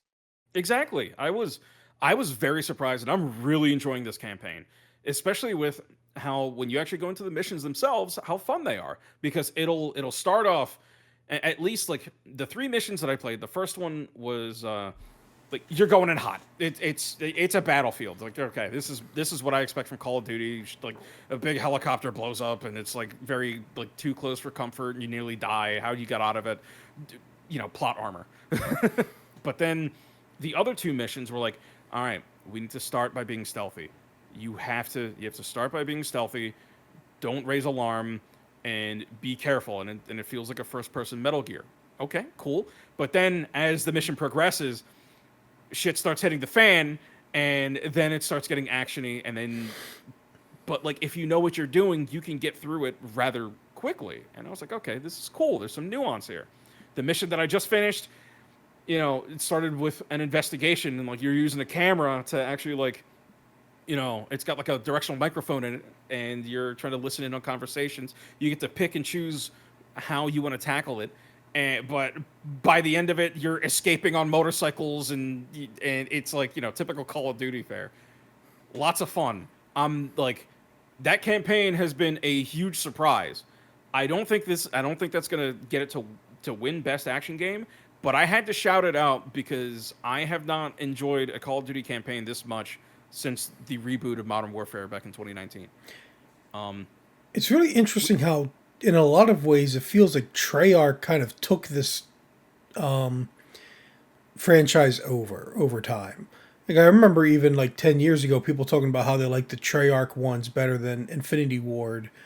And granted, again, like the Vince Zampella and the other founder left Infinity Ward during or after Modern Warfare 3, but it's been just interesting because it does seem like a lot of these Treyarch games are where the stuff happens that people are more interested in. Yeah. Like because before Modern Warfare 2019, because I thought that was just a really good campaign. That was really the only one from Infinity Ward that I actually enjoyed. Because otherwise, Black Ops 3 I thought had a fantastic campaign. Plus, it was co-op, which was nice. It was a really nice change of pace. So, shout out to that if you guys want to play that. As far as the other games, Helldivers 2, I talked about. I really liked that as a multiplayer game. Warhammer 40k Space Marine 2. amazing campaign. I love it, and I got back into it. It's just super fun to pick up and play and just start kicking ass and stomping on Tyranids. It's a good time. My pick though is Stellar Blade because it draws you in with the eye candy. Your main protagonist Eve, she is to quote With the Stokely shiny butt. Hathaway, thicker than a Snickers. I never heard that before. He said that about Chris Statlander, and she slapped him upside the head. And she is extra thick. She is voluptuous. She's gorgeous. You show up for that. She never acknowledges her sexiness throughout the entire game, and it kicks ass. And there are other characters in the game that look just as gorgeous. You know, canonically, they are meant to look that way, but they are also not afraid to fuck them up. Pardon my French. Like, I did notice some of the enemy designs were like halfway to horror game level transhumanism. Yeah, absolutely.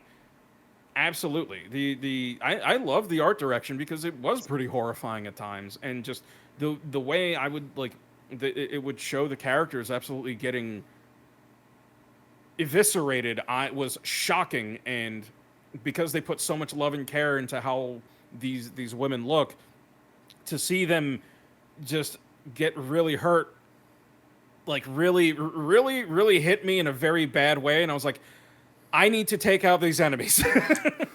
It got me to connect with them because they looked very human. I mean, they're modeled after real women, so they really nailed that.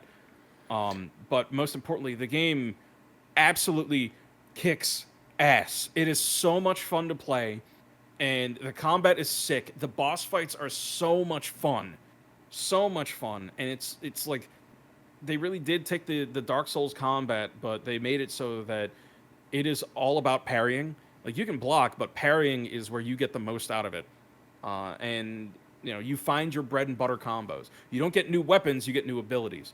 I do feel that the game is kind of at odds with itself, because sometimes I feel like, does this game want to be a Souls-like, or does it want to be like a Devil May Cry Bayonetta action game? It gave me big Metal Gear Rising Revengeance vibes from the trailer. There's a bit of that too. And you're not going to know this until you actually play it, but there's a splash of Resident Evil in there too. You'll find out for yourself. I love that kind of fusion, though.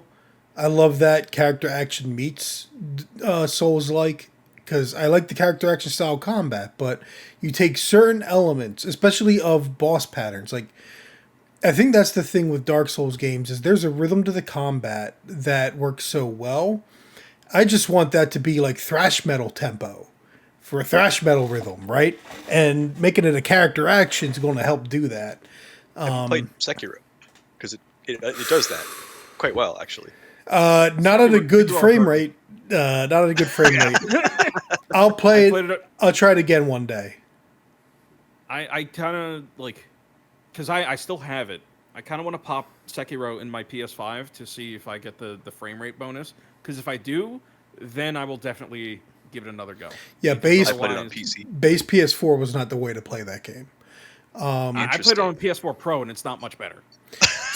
So I lucked out playing it on PC, or I say lucked out, but I haven't been able to have a PlayStation since ever, actually. I played PSX and PS2 games on my PC. So you remember when it was called PSX? Yeah. So my vote, and partially because, again, I didn't play Stellar Blade. Actually, there's only 2 games on here I didn't get to play, and one of them because I don't have a PS5.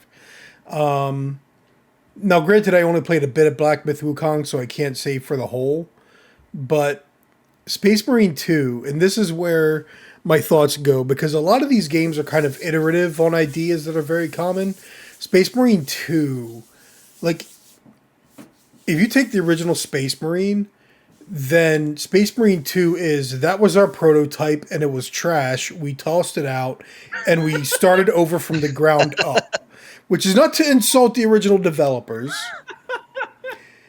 but they took a lot of the concepts, but redid them, and you think something like, oh, so you got a parry and a perfect dodge now. So they just added that. No, there's so much focus on what is the experience they want to deliver. They want to deliver an experience of you are surrounded by a swarm, everything is hectic, and you are fighting for your life. And all those mechanics come into play combined to push that idea forward. So, yes, you got parry mechanics, but you need to be able to use them wisely and smartly and skillfully. You have abilities to regain health through executions, but and the gun strikes, but you want to be careful when and how. You don't want to overly rely on executing like things like the warriors and stuff. So you can also just parry regular Gants and Gaunts, and you will get armor pips back. And as you know, Ross and me, you and I have Yeah. Russ, you and I have discussed and observed, they got the Half-Life health thing going on, where if you got a full bar of health, you'll take great chunks of damage, but when you've got almost nothing left, it's only slivers, and you're able to like get some of that contested health back, and it is like there's Yeah. so much that they do to keep you at that stressful area. There's they you don't get hit by a big bullet that takes like 70% of your health, and you're like, ugh! But then if it hits you again, it's like 25. It's like it takes you down to a sliver of what's left, yeah. and clearly it's not going in a linear away. It's clearly lying to you, but that's the thing. Yeah. It's like they don't want you to feel comfortable at that full health. So when you're full Yeah. health, they knock it down as much as they can to start giving you some stress. They want you to feel that intensity, and so much of the game's mechanics are designed to get you there. And that's what keeps me coming back. So again, like you talk about Kinetsugami, and it's like, yeah, you replay missions over and over and it feels padded. With Space Marine 2, yeah, I'm replaying these missions, but the combat is what I'm really there for. The mission is the excuse. And the combat is so good because it's so incredibly well designed and nothing feels like it. Like we're talking about Stellar Blade. What is Stellar Blade? It's like Bayonetta and Dark Souls combined. What is Call of Duty? It's Call of Duty. Black Myth Wukong. From what I played, it's I don't know. Elden Ringy? It's not quite character action. It's not quite Souls-like. It's definitely got elements of both. For me, part of it was it didn't feel... Again, it's like the Prince of Persia Lost Crown. It didn't feel as smooth and polished as I wanted it to feel.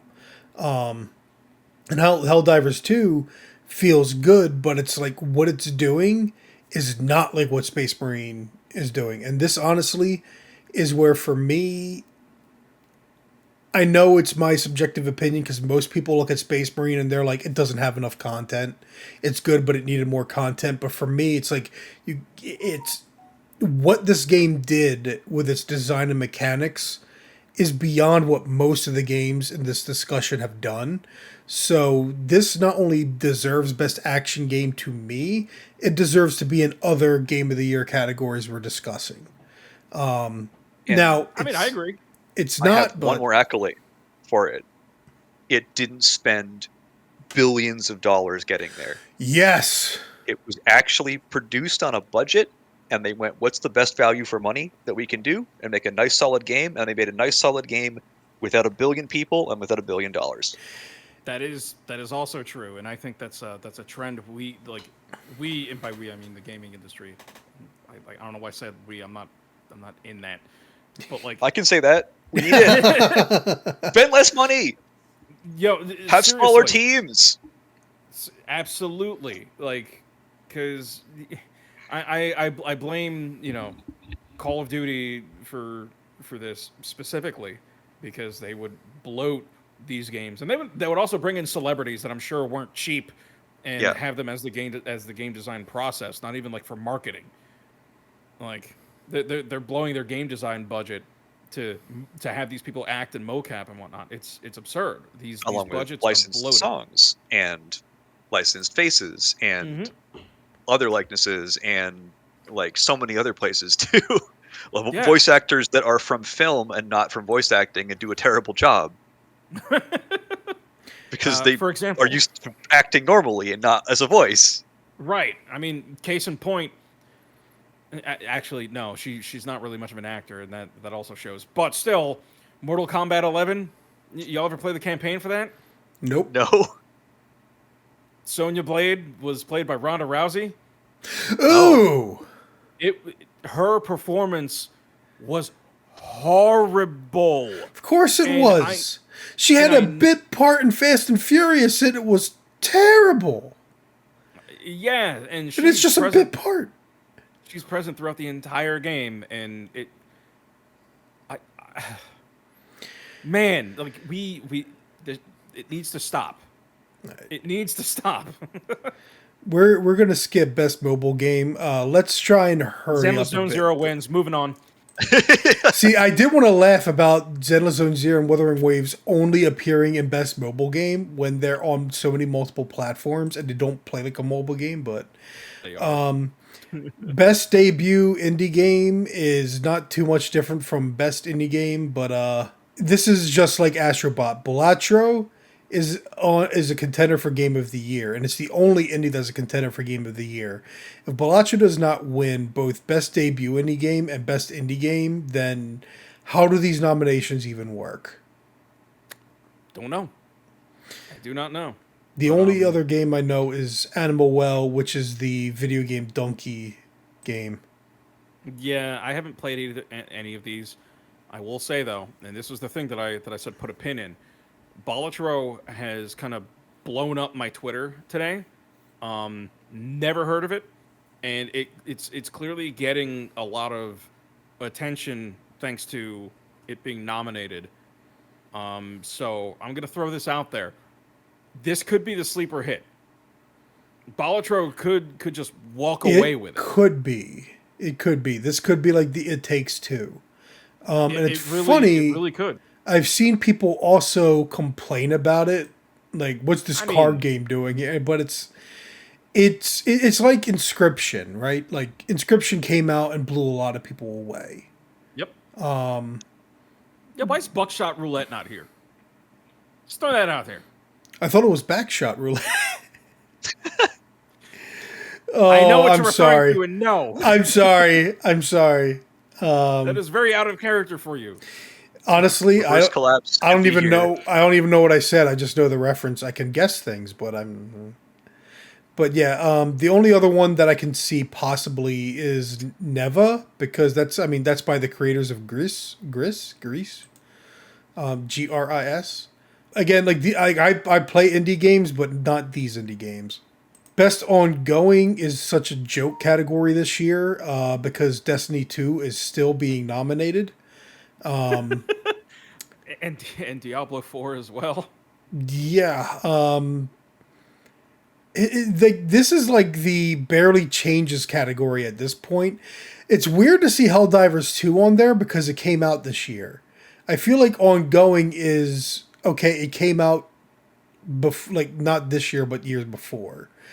And Helldivers 2 especially because in 1 year they were great and then they pissed everyone in the community off. And then like now everyone's like, what, Diablo 2? No, Helldivers 2. Oh yeah.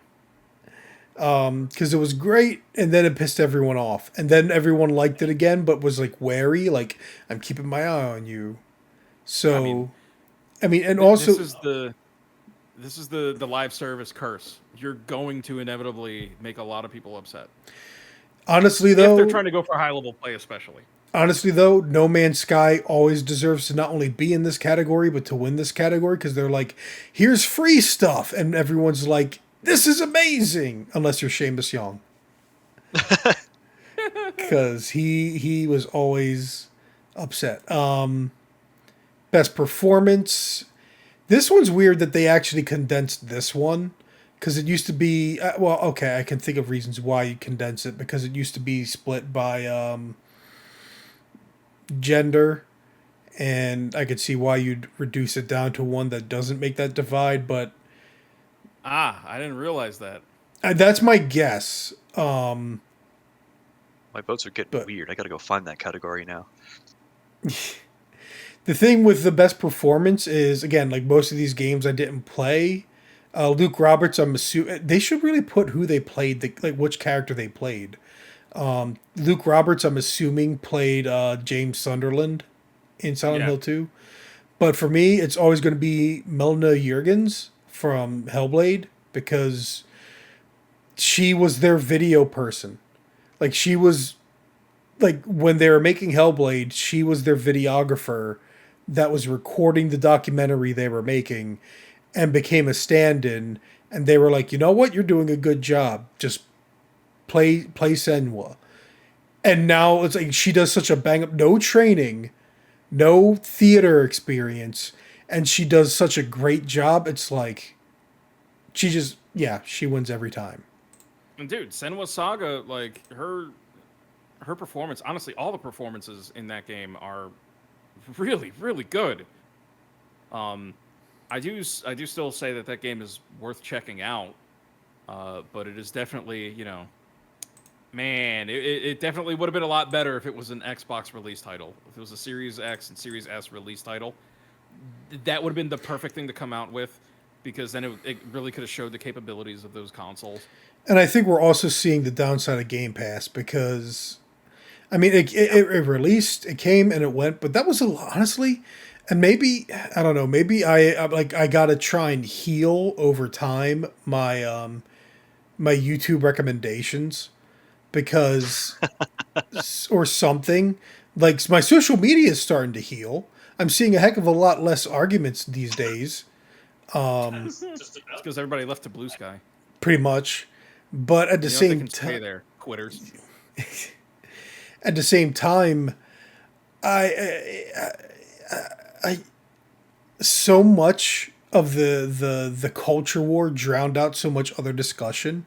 So I heard way too much about Suicide Squad and Concord and Dustborn this year, and even Star Wars Outlaws. It's like I haven't heard anyone talk about Hellblade 2. I haven't heard anybody talk about like this good game that came out, that good game that came out. Like there's a whole bunch of good games that came out and nobody's talking about them, and it's because at the time, I've already heard too much about Assassin's Creed Shadows. I'm tired of hearing about Assassin's Creed Shadows. It's not even out yet. Shut up. And I don't look forward to next year when the culture war is going to be all over Grand Theft Auto 6. It's like, oh my God, will you guys shut up? I don't even care about Grand Theft Auto. So it's... Hey, I will care about Grand Theft Auto when they fix their controls. All right, I should not have to keep tapping X so that I can sprint. All right, do we I would want also like to walk in a straight line ever and not just be meandering all over the place.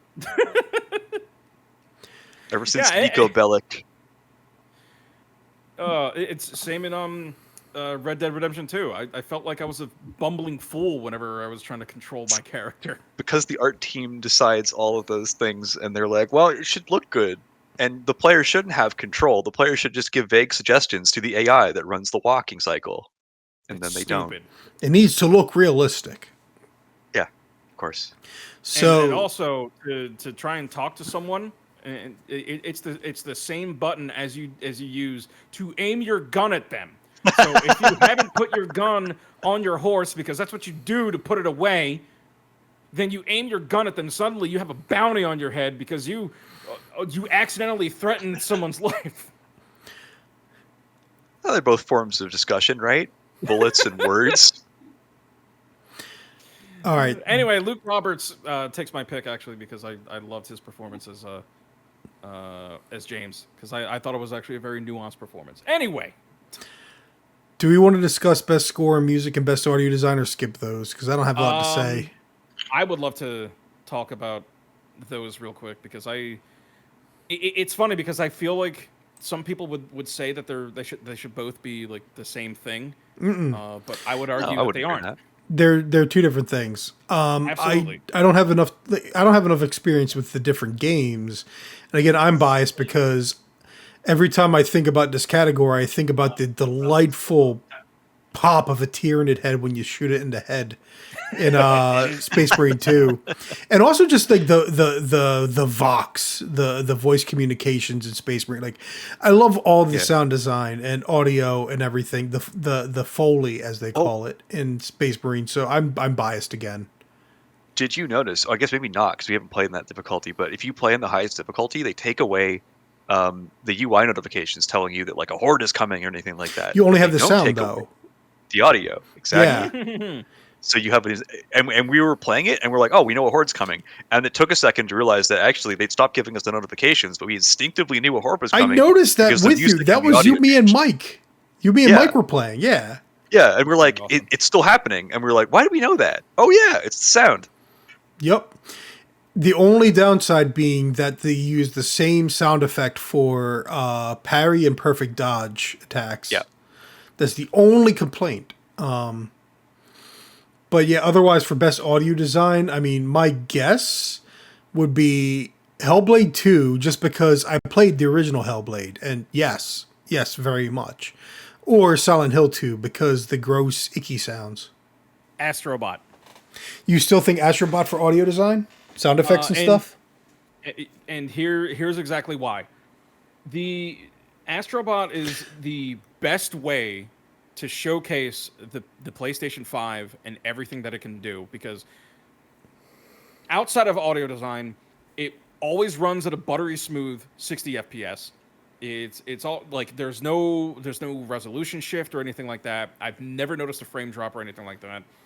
But when it comes to audio design, when you're playing it casually and without headphones on, you don't realize how much audio is actually coming out of the speaker of the controller. And it's not just the audio from the speaker, but also like the vibration as well. Every footstep you can feel very subtly. When it, like in levels where it's raining, you can feel it, and a little bit comes out through the controller. When there's little things that you can interact with and you like punch them to make them do things, audio is coming out of the controller. It feels like a full extension of the character and the world that you're playing in, because it's a playground. It's there. I feel like Astrobot is very much an unsung hero with like showcasing what the PS5 can do. And it's such a shame that it came out this year and not when the PS5 initially launched. Like we got the demo, but like it really does, like it utilizes the speaker in a way that I have not experienced since like, you know, the heydays of the Wii. It's like It's amazing. honestly, I mean, and that's the thing. I've watched you play it, but even then, I feel like it's one of those games that people aren't going to understand unless they play it themselves. That is true. You're gonna have to play it yourself. I like the game's phenomenal, and especially from an audio design standpoint, there is attention to detail in every little thing that you can interact with. Be it a static thing like, you know, platforms, or little objects that have physics attached to them that you can mess with. It's incredible. Like, you know, Silent Hill 2 does something very similar, but it's more like, you know, the controller is your radio and there's an enemy nearby. It doesn't do much beyond that. Yeah, it's something that can transfer to PC well, that can transfer to Xbox well if you need to, because you don't play it through the you just play it through the regular game speakers. You can Or even have a TV little speakers. visual thing that kind of shows like the radio static levels.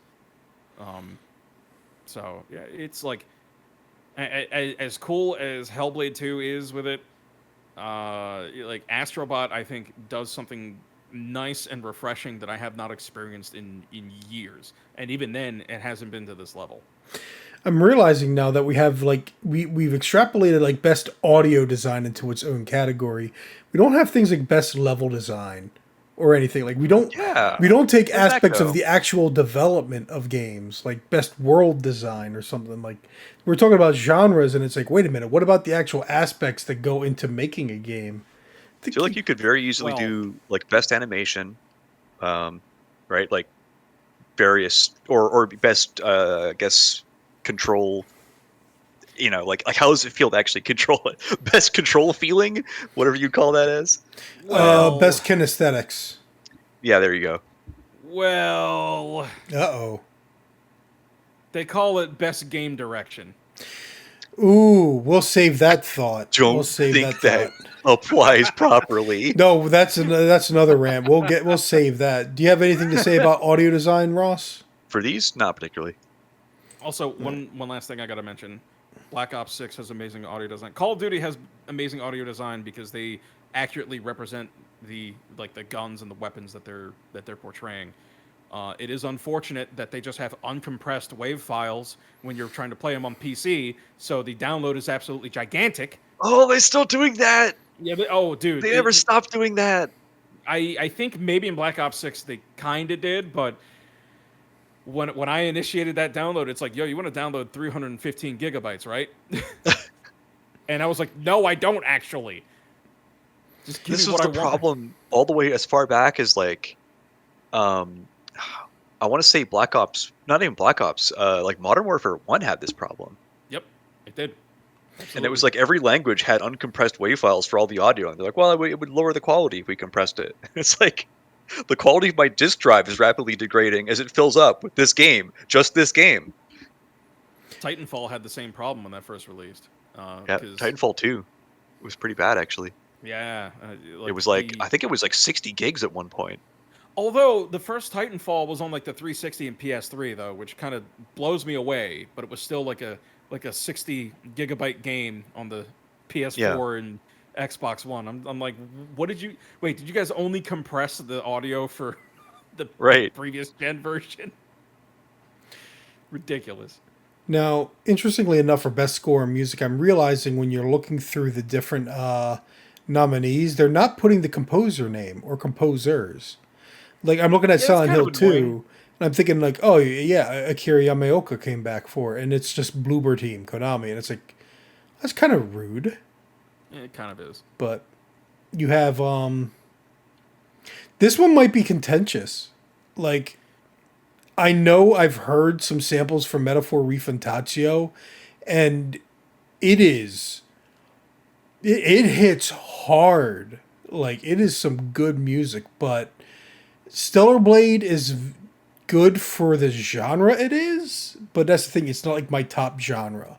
It's the kind of thing that I would feel the emotion of it in the moment, but I would not remember the music when walking away. Silent Hill 2, a lot of that, maybe that's part of the best audio design, because a lot of stuff in Silent Hill, like cutscenes will have music, but the game itself won't. And the soundtrack is legendary, but it's also an older soundtrack. Actually, Silent Hill 2 is like Final Fantasy VII Rebirth. If Final Fantasy VII Rebirth, it's because of nostalgia. Because, yeah, Final Fantasy VII had a great soundtrack. Let's remix all of it, perhaps multiple times, just like with Final Fantasy VII Remake. So, Aerith's theme is the overworld theme. And they have remixed that over and over and over. It's a little bit different each time. Oh my gosh. It's a little bit different each time. I'm so glad I'm never going to play this game. No, you absolutely should, because like the highs. No, I played Remake. That's enough for me. I haven't played Remake. Should I play it? What? I haven't played Remake yet. My backlog is enormous. I'll save that conversation for later. Okay. I'm gonna say Remake is fun. It is. It is the worst way to bloat. It's a good combat system. I wish it was the combat system of another Final Fantasy game. Oh man, because I am categorically a Final Fantasy hater. My favorite Final Fantasy is World of Final Fantasy. That should tell you everything. Oh my goodness, I forgot about that little Tetsuya Nomura influenced title. It's fun. Not Crystal Chronicles or Tactics. Definitely not the remake of Crystal Chronicles. Tactics. Oh man. God. Ooh. Oh, the remake was so frustrating. I don't know how you can mess it up that bad outside of just being Square Enix. Did you know that it coincided with the release of a patch that allowed you to play Game Boy emulators combined with GameCube emulators to get the original running in multiplayer over the internet? Wait, hold on. The quality of the remake, I'm not sure if it actually was true, but pushed people to allow like emulators to emulate like the weird messed up GBA controller version of that over the internet because the remake didn't let them do it. So, score and music. Ross, do you have any thoughts on any of these? I haven't played any of them. Now, Joey, I'm curious because I imagine you have a lot of thoughts on Astrobot's music as well, because I know it's good. It's fantastic. They're the because again they do the Mario thing. They're the underground theme. It's called Tight Mites. That song is amazing. It is such a groove. It is such a groove. It is so fun, and I hear that melody, and I'm just like, oh, bro, I'm gonna be whistling this now. It's I don't like it when songs get stuck in my head, but that's because I catchy to me is also synonymous with annoying. But this is not. It's just like the melody is just really satisfying in how it repeats. And it has like its own chorus too. There's no singing in that song. That alone just makes this a killer. I think Silent Hill 2 has amazing music, and it like really does capture the mood. And I love how each track is recognizable, but just there's a deviation in it somewhere. And I appreciate the level of effort that they took, because it does make it feel like its own thing. Final Fantasy VII Rebirth, however, this is just Square Enix at its finest. Just like I would feel. I'm trying to not go like extremely hard here with some metaphors, but I was about to just go into something really gross. But like Final Fantasy VII Rebirth is just the most masturbatory product I have experienced in so long. See, I was going to say, you say modern Square Enix, and I'm like, so taking someone else's work from the past and bloating it up to an orchestral like amalgamation of just noise. Like they're just like, oh, it's like, oh, look how amazing we are. Isn't our game beautiful? No, actually. I can see the cracks in the seams. You can fool any normie that plays Kingdom Hearts. You ain't fooling me. And I mean, haven't they been on that since like Final Fantasy 13, maybe? Dude, they've been on that ever since Sakaguchi left. But that's a whole other story. Stellar Blade is honestly, Stellar Blade is like, okay, we're just straight up ripping off Nier Automata, and I'm cool with that. Except one song, and that's in one particular boss fight towards the end. It's not the actual final boss, but that song, when that song was this used in the trailer? No, it's not. It's not used in the trailer. When that song hits while I'm fighting that boss, because I fought her like 30 times. This was a hard fight. It is easily the hardest fight in the game, but that song just it does a good job at hyping me up. It's very energetic. It's a very energetic, like electro pop kind of song. The nice thing about this category is you could just basically open a playlist on YouTube, and they're not Nintendo games, so you can do that. Open a playlist on YouTube. You don't want the app? And listen to the different tracks and get a feeling for what it like. This is one area you don't have to play the game, though. Like something like Silent Hill 2, especially. It really helps inform, because Silent Hill 2 is one of those where the songs are good, but they're written for the moment too. They are. So they're written for the moment and the area that you're specifically in. That mental link will really do a lot for that soundtrack. And even what you're saying there for that boss fight, right? Like that song is now inextricably linked to that boss fight for you in your mind. Yep. And last bit, Metaphor Refantatio. I think the music is cool. The vocal samples actually annoy the hell out of me a lot. It just feels like they're chanting a lot of gibberish with this super energetic music, especially during the. So Yoko Taro, like it's just like Nier. Then it's your Yoko Taro music. No. It's you'd have to hear it. It's like. For me, it's very, very, very distracting. not my kind of thing. If you're gonna be chanting all that kind of stuff, I would prefer it be, something a lot more coherent. This is Yoko Taro is coherent with that music. It's not on the list, but did you feel the same way about Elden Ring's chanting? Because I did. Holy crap, that's not in there. Yeah. Yeah, Shadow of the Earth Tree's got a lot of new music. and it's good stuff too. It is. Huh. Yeah, yeah. I'm giving it to Astrobot, baby, because Astrobot is just a reminder of why I love video games, man.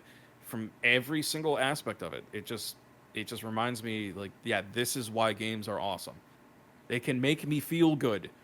Silent Hill 2 technically is my game of the year, but there were times where the game didn't make me feel good, but that was by design. Yeah. But now we're moving on to best narrative. We're almost done. And I'm sitting here thinking like, oh my God, I'm going to edit this. Oh. But best narrative, the funny thing about best narrative is both Like a Dragon Infinite Wealth and Metaphor Refuntatio from people I follow are like, man, did that story get disappointing by the end. So I'm curious. And then, of course, Final Fantasy VII Rebirth is like, oh, let's take a good story and let's wipe our butts with it. No. Listen, all right. They didn't do that. They didn't do that. This might as well be Final Fantasy 17.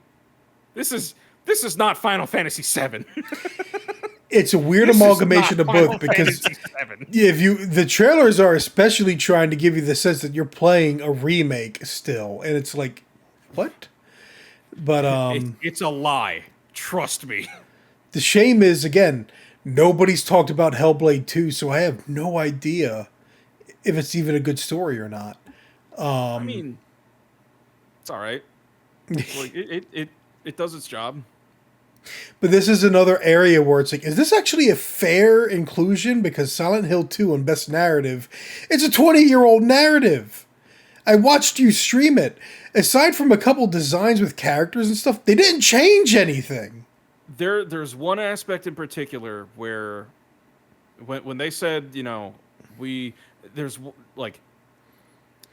one aspect in particular. I'm not gonna spoil it, but you probably already know what it is. And it was an area where I was super concerned that when they were like, "Hey, we are remaking this game for modern audiences." TM. When I heard that, I was like, "Oh no, that means that they're gonna that they're gonna pull some punches." No, they did not. Thematically, instead what they did was take things that were alluded to and brought them more to the front, but still leave enough room for interpretation.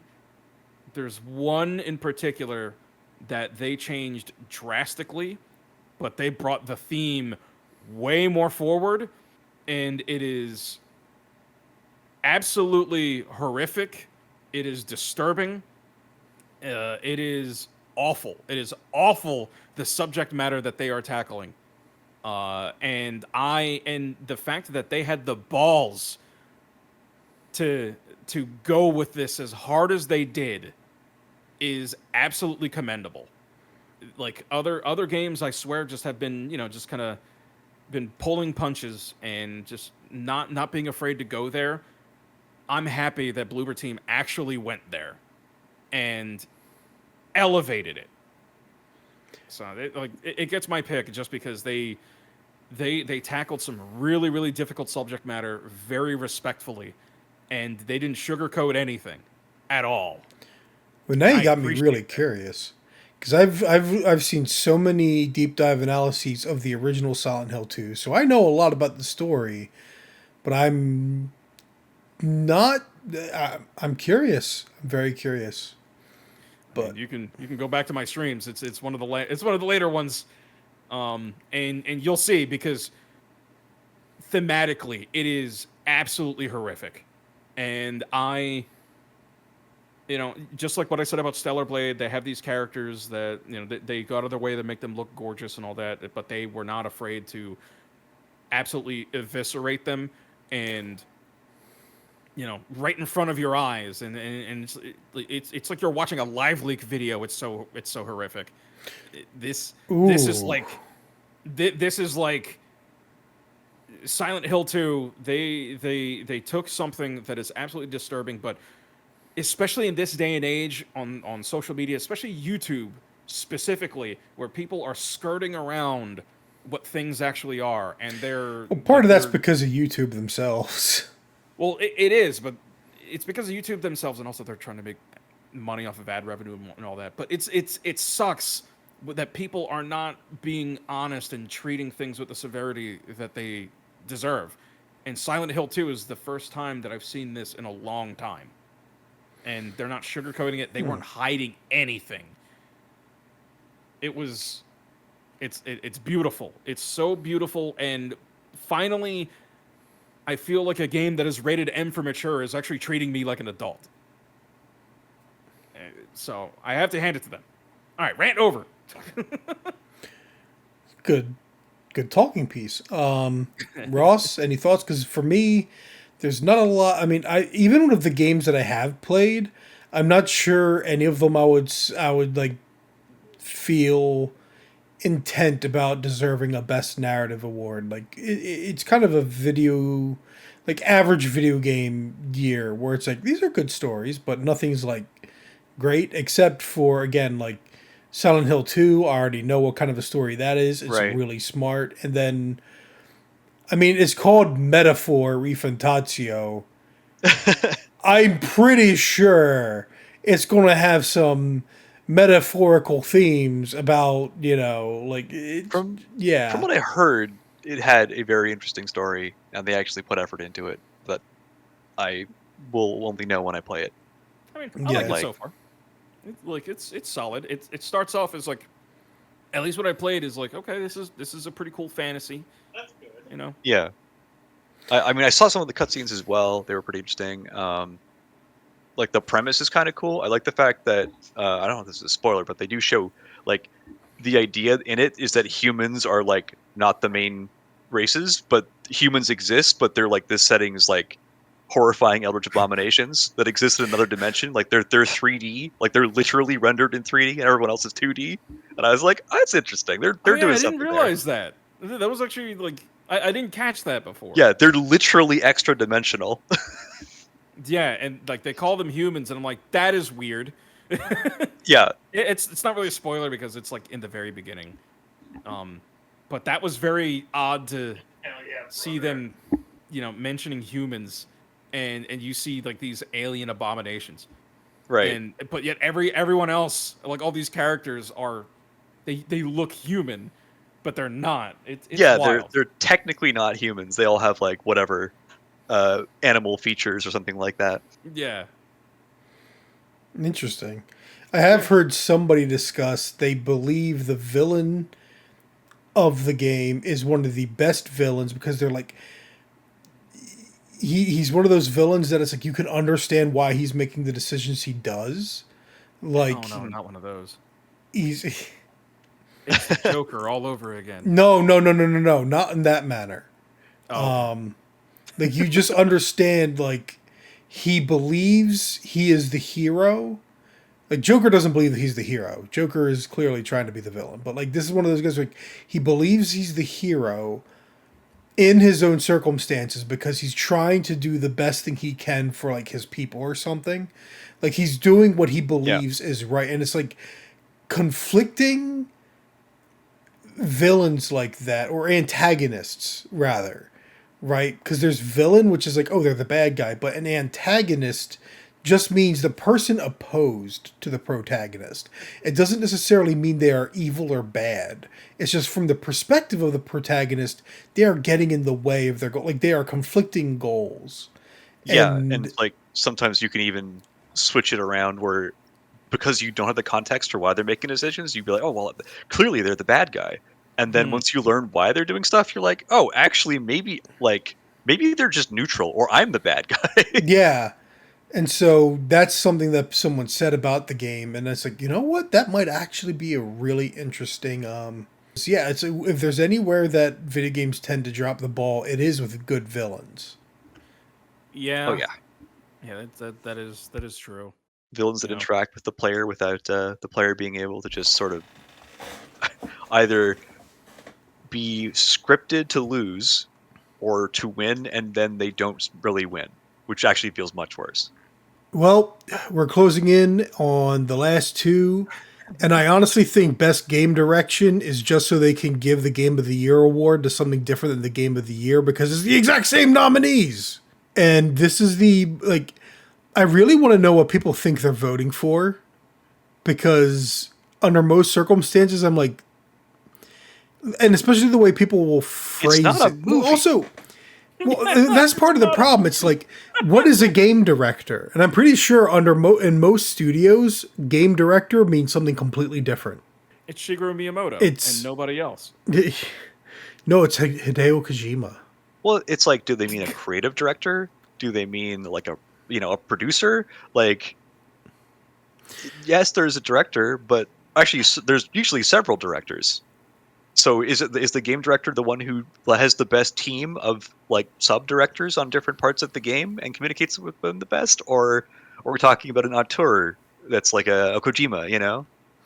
And outside of Balatro, again, which of these games are doing anything more than iterating on what already exists versus what I was talking about with and I don't want to say it was innovating, but like Space Marine 2 is more than an iteration of, it's not because it doesn't play like Gears of War. It Best doesn't game play design like would have Halo. been good.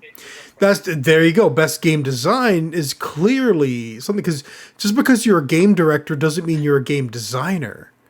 Like it's one of Right. those weird things that, and it Like just says the game outstanding vision creative holder. vision and innovation in game direction and design, and it's like, but none of these are innovative. Like Balatro is like good game design, but what direction is in Balatro? And it's almost like a weird thing to say about an indie game because, especially one like made by one person, because they're one person. I mean, they're directing themselves, I guess, but like, isn't part of the role of a director to like communicate their vision to more than just themselves? And that's where I have a theory. This category is to give Balatro the reward, but to give something else the Game of the Year award. Right. That's my theory. Like, this is like, I'd have to go back and see if there are past years where, but again, it's all a vote. It's like, it's a jury thing. Like, I don't know. I don't know. It's so vague and silly. Yeah, this is a weird one because you're right. Like they're like outstanding creative vision and innovation in game direction and design. What do you mean? What do you mean? And what, like, why these six? Because I feel that as far as innovation goes, I feel that games that don't nail it should be here. I feel that games that experiment should be in here. Yeah. Games that they're trying to find their footing and are trying something new. I feel that they should be in there because there's something there that is not offered anywhere else. I mean, to some extent, I don't feel like AAA games in general would wind up here if we're going off innovation because, like, their modus operandi is to polish what already works Yeah, for the most To part. be very You risk could- averse, yeah. Yeah, you Yeah. could throw a couple in maybe for having like something like the Nemesis system. That's innovation. That's like, we did it here. Never seen it before. It's a new type of mechanic. But I just don't. Most of these just feel like, well, we have the formula for exactly how we're going to template this genre of game out, and we're just going to do the same thing and have a different IP, a different story, maybe, the production Yeah. aspects make sense to me. But like, where's the innovation in something like, I don't know, Metaphor, for instance? It plays out just like any other Atlas game. It's just got quality, which is fine. We don't need innovation everywhere. Yeah, it's an But why is it here? iteration. It's an iteration on the Exactly. persona style, where instead of personas, you actually have job classes. But it's basically your characters can swap out their persona, Yeah. right? Like it's Instead of just the main character, it's everybody else too. yeah, it's one of those things where it's like this is an iterative process, but it's not necessarily an innovative. And granted, innovation isn't something that you force. Like, I think it's fine for things to be iterative, Yeah, but for sure. it's one of those areas where it's like, what are we talking about? What do we mean? And what way, like, in what way do these games qualify? Like Balatro, I can understand, but even Final Fantasy VII Rebirth, it's like outside of the combat, like you look at people talking about that game, and it's like, this is, if anything, old fashioned open world design. Like Yeah. this is, and quest design. Like this is not in any way innovative in I mean, direction or innovative design. in fumbling hard when it shouldn't be. You know, it just. Oh man, like I enjoy playing it. Like it's like a 50-50 game for me. 50% of it just makes me want to just drop a bowling ball on my foot, and then That's for travel. and then like the other 50%, I'm like, man, I'm having fun exploring and finding these things and getting into battles and these epic boss fights. You know, it's energetic, it's cool. And then I get to the theme park. Never mind that there's a villain, you know, that's going to destroy the world. We're going to have some fun at a theme park real quick. But what if it was in Nier, though? That had a theme park. Nier Automata had a theme park, and it was very great. Yeah, it was Yeah. like 15 minutes, and it was actually kind of fun. It was really fun and kind of heartbreaking. Yeah, actually. Kind of really heartbreaking. Isn't that the whole game? You know, like Yeah. It starts to really hit when you get to the theme park. so. This leaves us with Game of the Year, which, I mean, again, it's the same games, and it's down to Astrobot, Balatro, Black Myth Wukong, Elden Ring Shadow of the Erdtree, Final Fantasy VII Rebirth, and Metaphor Refantatio. And honestly, I think it's really great, now that I think about it, that there is a turn-based RPG up for Game of the Year. Let's Yes, think about that I for agree. a minute. A turn-based RPG is up for Game of the Year. This is a genre that's supposedly dead and nobody wants to see anymore. Nobody will pay for. And yet, here we go. It's up for Game of the Year. For some reason, I have a feeling it's going to either Astrobot or Final Fantasy VII Rebirth. If it goes to Final Fantasy VII Rebirth, I'm going to be so upset. I could see it. I will call shenanigans. Because that game is... It is a 6 out of 10. All right? Like 40% of it, even though I just said 50 before, like you know, it's not like when I was talking about The Last of Us Part 2, where I was like, yeah, it's a 7 out of 10, but like that remaining 30% just has a lot of weight to it. Like this game is just like Final Fantasy VII Rebirth. Like at every turn, it's just like, okay, the party that you had set up, well, screw you. The story says you're playing as whoever we tell you to, and I get it that was in the original, but that was a long time ago. We don't need to do these things anymore. Not that okay? often, though. It wasn't like that often. Yeah, I mean, it wasn't that often, but this is frequent now. Well, And Remake was whenever- kind of the same way as well. It was, yeah. And what happens what do you do every time that happens? Well, now you got to go back in and mess with their equipment and materia for like the next 5 minutes. Good Lord. And the mini games are not great. Like, well, actually, no. The mini games are fine, but then they make you play them. Like more Ugh. than the original? I don't remember it being that often in the original. The original was like, you had a ton of alternate modes. They didn't make you play all the mini games in the arcade or anything, but they definitely had like almost like a mini game cadence where it was like, you want to do snowboarding, climbing, you know, heat management, the submarine stuff, the trains. Yeah. Stopping a train was a mini game. Squats, punching. I mean, they're... Well, fair point. However, that was also a long time ago, and we don't need to do that anymore. Yeah, that's and fair. they still do. It was also coming right off of making a Mario RPG game, so it kind of feels like there was some degree of influence there. or at least I always got that degree of influence because it's like they never really You know had what? mini games, and then Final Fantasy they make Mario RPG, which is full of mini games. Then Final Fantasy VII comes out, and it's like we got more mini games, and it's like this is Yeah. Well, the thing with it is though, I kind of liked. I would say all the mini games because some of them were fairly tedious, but like I like that you had alternate interactions with the environment, which is something that the genre suffers from really badly, and even more now. Like if you play oh god, FF14, all you can do is fight combats and run around. dude. The Yeah, biggest it's true. problem with modern role playing games is that they have the worst dungeon design in the Yeah, world. exactly. And this Well, is like it was so much better in the PlayStation era. yeah. Yeah, and I do feel that, and it's interesting now that you mentioned that because I mean, granted, I'm still only in the first dungeon in Metaphor, but it is.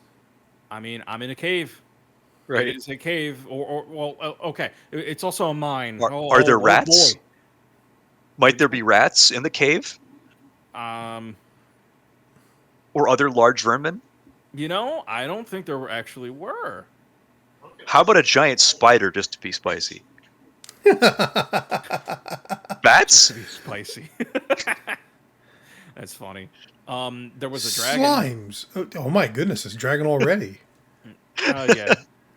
Clearly, you're meant to come back and fight it. Um, but no, you're absolutely correct though, because like when you're in a dungeon, it's like, oh, I'm in a cave. Oh, I'm in like a prison. Oh, I'm in like a big church looking thing. Like a Yeah, giant well, it's cathedral. there's no environment interaction, and like when there is, it might be a switch, Hmm. and Yeah.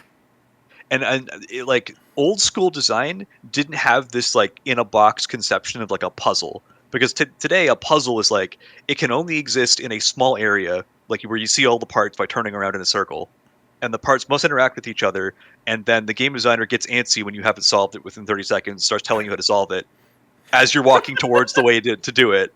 And that's a puzzle in AAA games today. Back in those days, a puzzle could span the entire thing.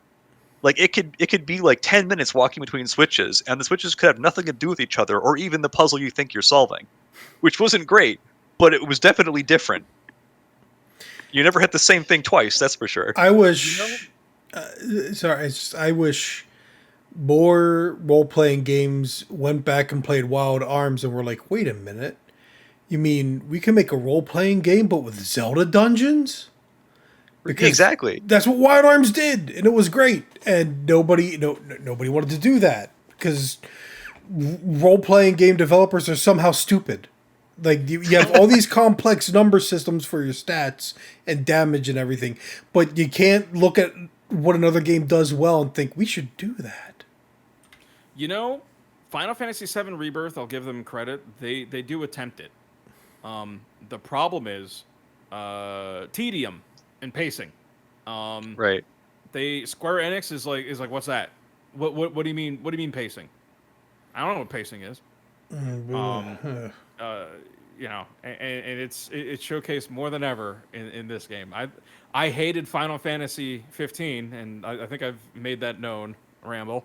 Um, Final Fantasy 7 Rebirth is not much better. In fact, it might even be worse. But at least I can run in a dungeon. Like it's not just walking or sprinting speed. I don't know Well, why they did that. I know of these picks.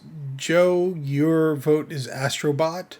Absolutely. What do we think? Because again, like I gave, like I feel like it's either Astrobot or Final Fantasy VII Rebirth winning it. I for some reason I can't feel Shadow of the Erd Tree actually winning it, but maybe that it got nominated in the first place shows how many people think it's deserving. So maybe it could. But what do you guys think? Pretty peculiar one to put in. So I see why people are talking about it. But Yeah. like it does feel weird to call it game of the year, whereas I could see like best score, which it wasn't on for some reason. But like the new things in the DLC might be deserving of extra credit, you know? Yeah. Honestly, like I said, if Final Fantasy VII Rebirth wins, shenanigans. I'm gonna call straight BS. I'm gonna demand a recount.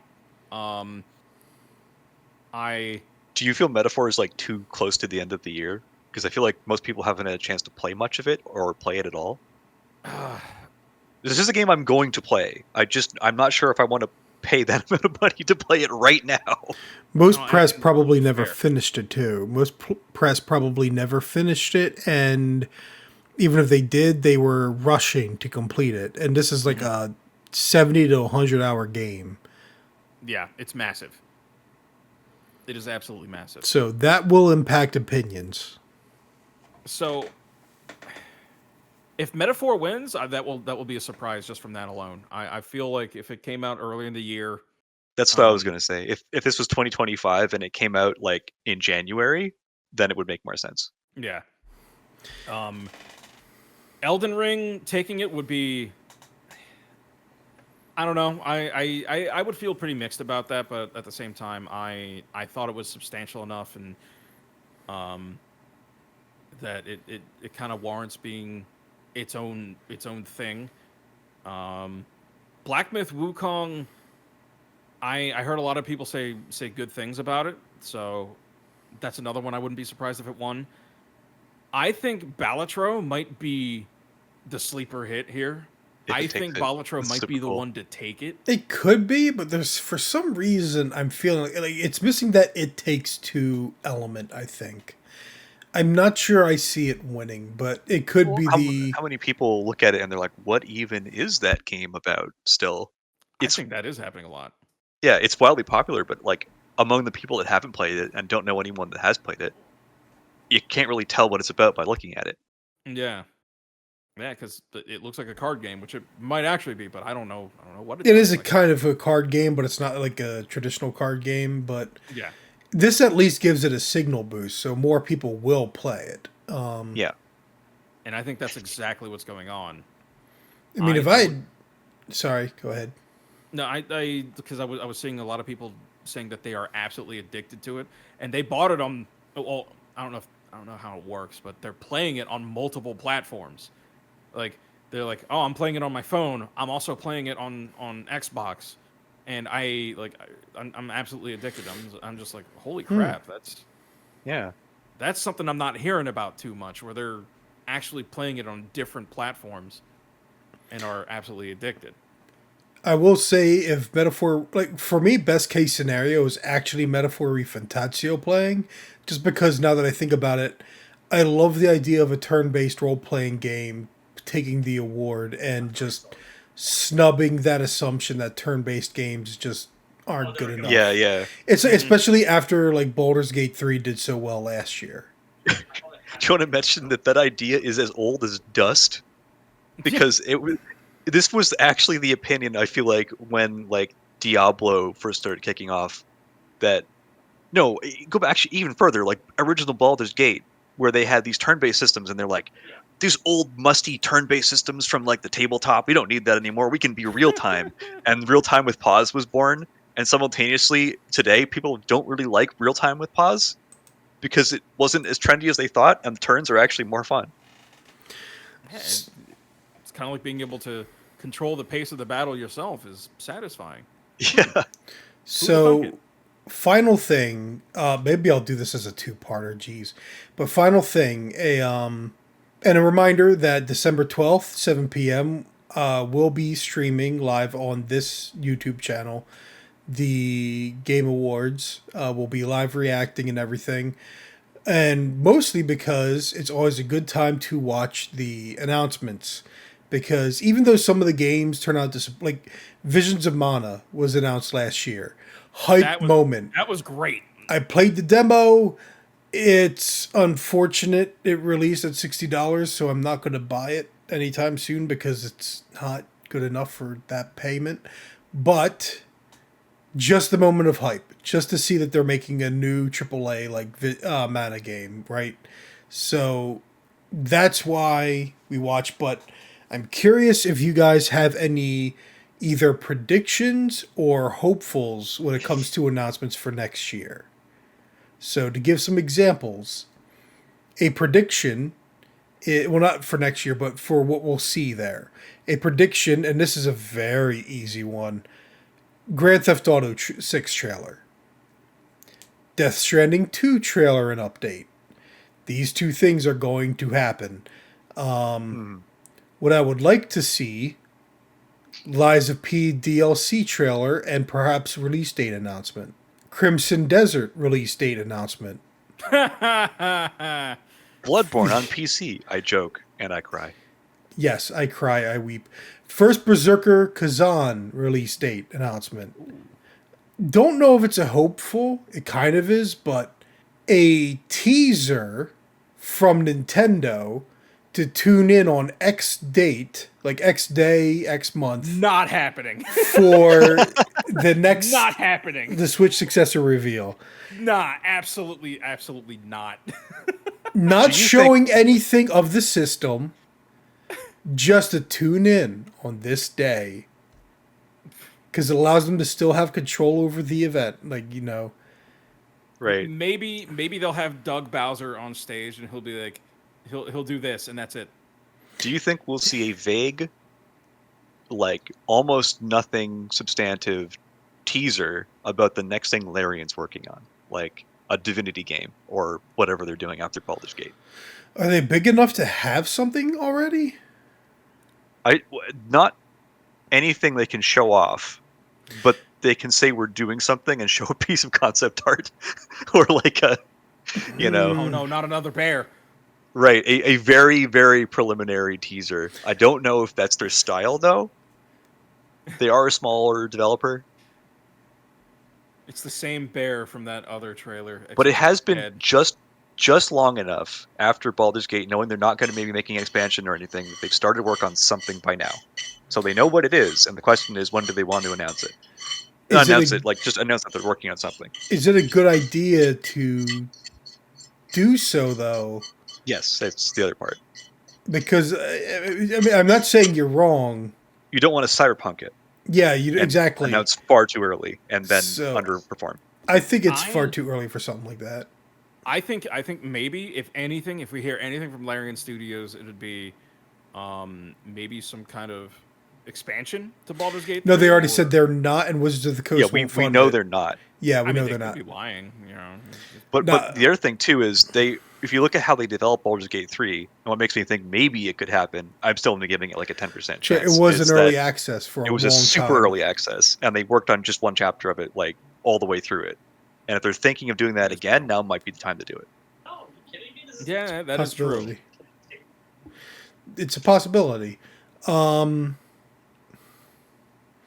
I'm trying to think if there was anything else, because I'm trying to go through my head of like everything that I saw that's going to be next year. Possibly more Monster Hunter Wilds. I would love to see another Pragmata trailer. Is it FromSoft working on like way more that's games? right. That's right. A new From Software game announcement trailer. Not directed by Miyazaki.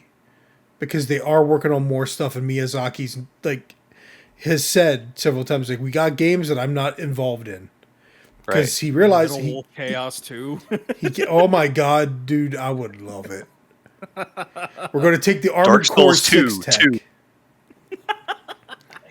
Well, Dark Souls 3 remaster has been teased and rumored, but I don't know. I don't know what to expect about that. Why does that need to exist? A lot of people were asking the same question. Because Bandai Namco wants money. I don't Dark even know Souls what 1 you got remastered. Yeah, but Dark Dark Souls Souls 2 1 needed it on PC at the very least. Yeah, Dark Souls 1, I get it. It's because it was, even the time it came out, it didn't look like the best among all the competitors. And then, It like, still didn't look great even in the remaster.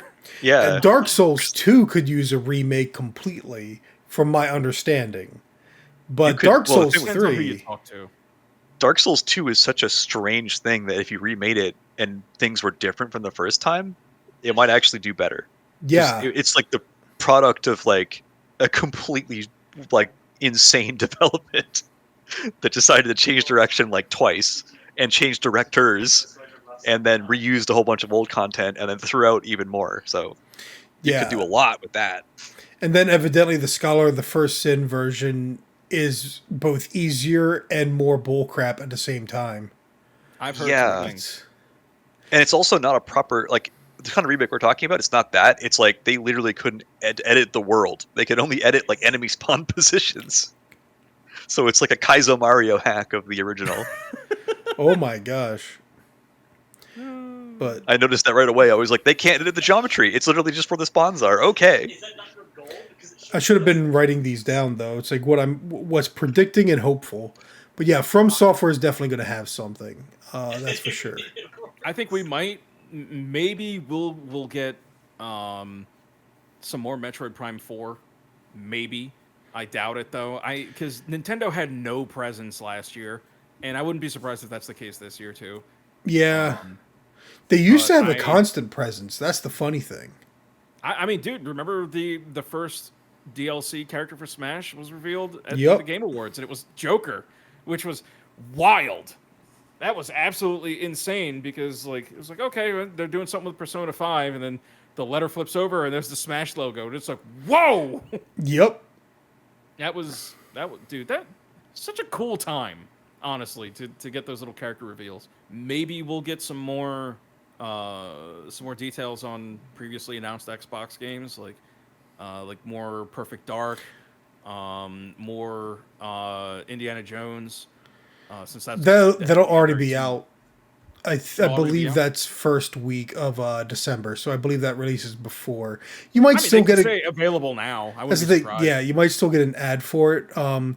Avowed, you might get something. You got South Yeah. of Midnight and Fable next year.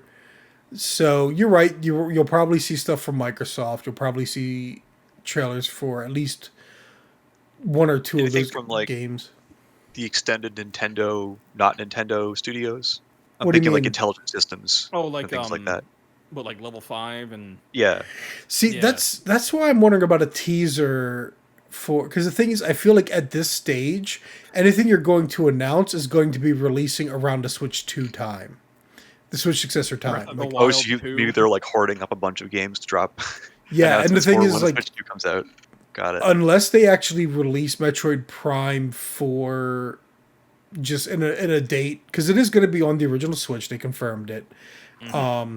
So unless they launch it on a date unrelated to the Switch successor launch date itself, I don't expect to see really much of that if they were to have that there. And anything like a new Fire Emblem, any new Pokemon news, like that stuff's going to be saved, I feel like. Though now that I think about it, any DLCs or like new characters for something like Zenless Zone Zero or Genshin Impact, like Hoyoverse, because every once in a while, like, or Fortnite, right? You'll see announcements for these things that I don't pay much attention to, but they always have new stuff coming in, so they'll have something for sure. Never forget that Apex Legends segment. That Ooh, was so good, wasn't it? man, talk about a game that's completely vanished from public consciousness.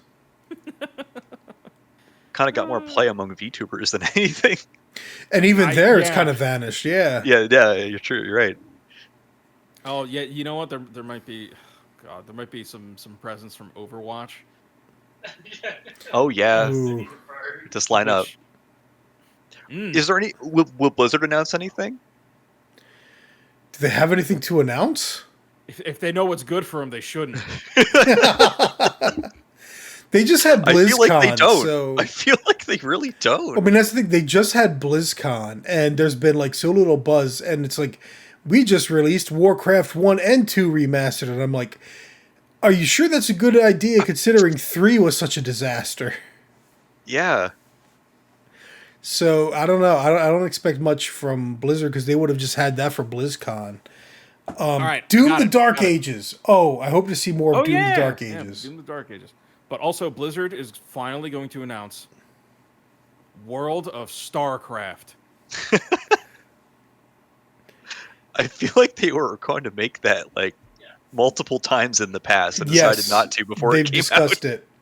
They've discussed it. Like there have been people that said yes, we were working on a StarCraft MMO, and then we just canned it. They've discussed course they that would. before. Blizzard is not allowed to do anything that we want. Like they'll release something and people love it, and then they'll keep tinkering with it. They'll keep putting their little fingers all over it, and then they just completely smudge it up with their greasy little French fry hands. People want We're to going back to old IP from the past. It's so funny to see how many things they canceled that got like reasonably far along, and they're like, "Oh, we're not going to do that." And at the end of the day, it's just remakes of things that they made like 20 years ago. Oh. Or Overwatch maybe is the worse. only new IP I think that they came out with, and it's still way older than it looks. Well, which one? Overwatch? Overwatch, like it dates Yeah. back to like World of Warcraft era in the original concept. I think it was like Project Titan, right? Yeah. Yep. That's funny. I didn't actually know that. Yeah, I mean, I guess I can't think of much more off the top of my head. Especially because there also, I mean, there's going to be stuff that we don't know about, that we don't know to expect, like new announcements, right? Ooh. I got a question. All right. Who's going to be the random celebrity guest that should not be there? Because they do this every year. The closest do. last year was Anthony Mackie, but I think he was involved in something somewhat game related. So they've gotten better with that. All right. Here's my home run. Okay. Here's my guess. Bernie Sanders. Oh, I was going to joke that Biden wanders onto the stage confused, but probably too soon You're gonna to have say Bernie that. Sanders hobble up on stage. He's gonna talk about how he's gonna be the next character in Fortnite. Oh my That gosh. we're truly in the alternate timeline. We're firmly in the alternate timeline at that point.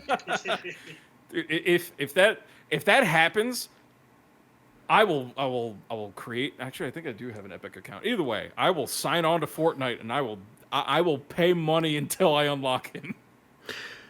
I wonder that might be too Bernie far Sanders in the with a future. gun is just really funny to me.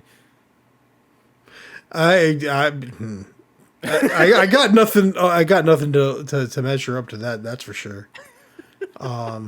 We'll see Christopher Judge come back, even though he's not working on a God of War game that we know of. He'll accept an award on someone's behalf, and then just be up on stage for 15 minutes. It was a very touching There we story go. he was telling. There we go. It'll- Do we expect another please wrap it up drama? Not that specifically, Oh man! but something equally bad because that was going to become my celebrity. It was like, will David Cage just randomly appear? oh, No! No! And it'll be like, is that because he's announcing a thing in this? And he would like, nope. All right. David Cage comes out. All right, and he says he's working on a new game, and it'll be like watching wrestling. He'll be talking to the microphone, and then music hits. Out comes Hideo Kojima. Oh, And then he's going to say that he's also working on a game with David Cage. And then they start talking about it. Yep. More music hits. And Peter Molyneux comes out on stage to announce that they're all in the game together. all right. That's it. We're Night- done. We're done. It's almost Nightmare 3 blunt hours. rotation. That is Almost. a nightmare blunt rotation. Almost 3 hours. We're done here. We're done. Wrap it up. All right. So I'm going to make sure I write those down and have them recorded before we go live so we can have our bingo cards ready. So we can have see what we see if anything we expect will happen. Yeah. But- Yeah, bingo cards. Absolutely. If you want to make actual bingo cards, you can. I'll leave that to you. I'm sure somebody else already made them. But is yeah. Doritos on it? Oh my goodness, Doritos and Mountain Dew. But for my part, my camera's going out of focus again for some reason. Everyone that tuned in to watch this for as long as it is, thank you very much. I'm going to hate editing it. Even though most of it is just shoving some footage in there, it's going to be like, oh my gosh, it's going to be so terrible. But thanks, of course, Joey. Where can people find you? You can find me on twitch.tv/JoeyMaracuya. That's JoeyMaracuya. I'll be streaming Mondays and Thursdays at 7 p.m. Eastern Time. How about you, Ross? Well, I mean, I'll be around, but if you ever hear the the name Seventh House Games, that's me, but it'll probably be in the future, like a fair bit in the future. Oh, okay. But all right, yeah, thank you guys both for joining. I hope to have you on more often, at least until there's a baby that happens, and even then, hopefully there'll be some free time, Mr. Yep. Joey. But thank you guys, and everybody have a good night. Look forward to seeing you here on December 12th to talk about the Game Awards when they're going live. All right, have a good night, everybody. Later. Later.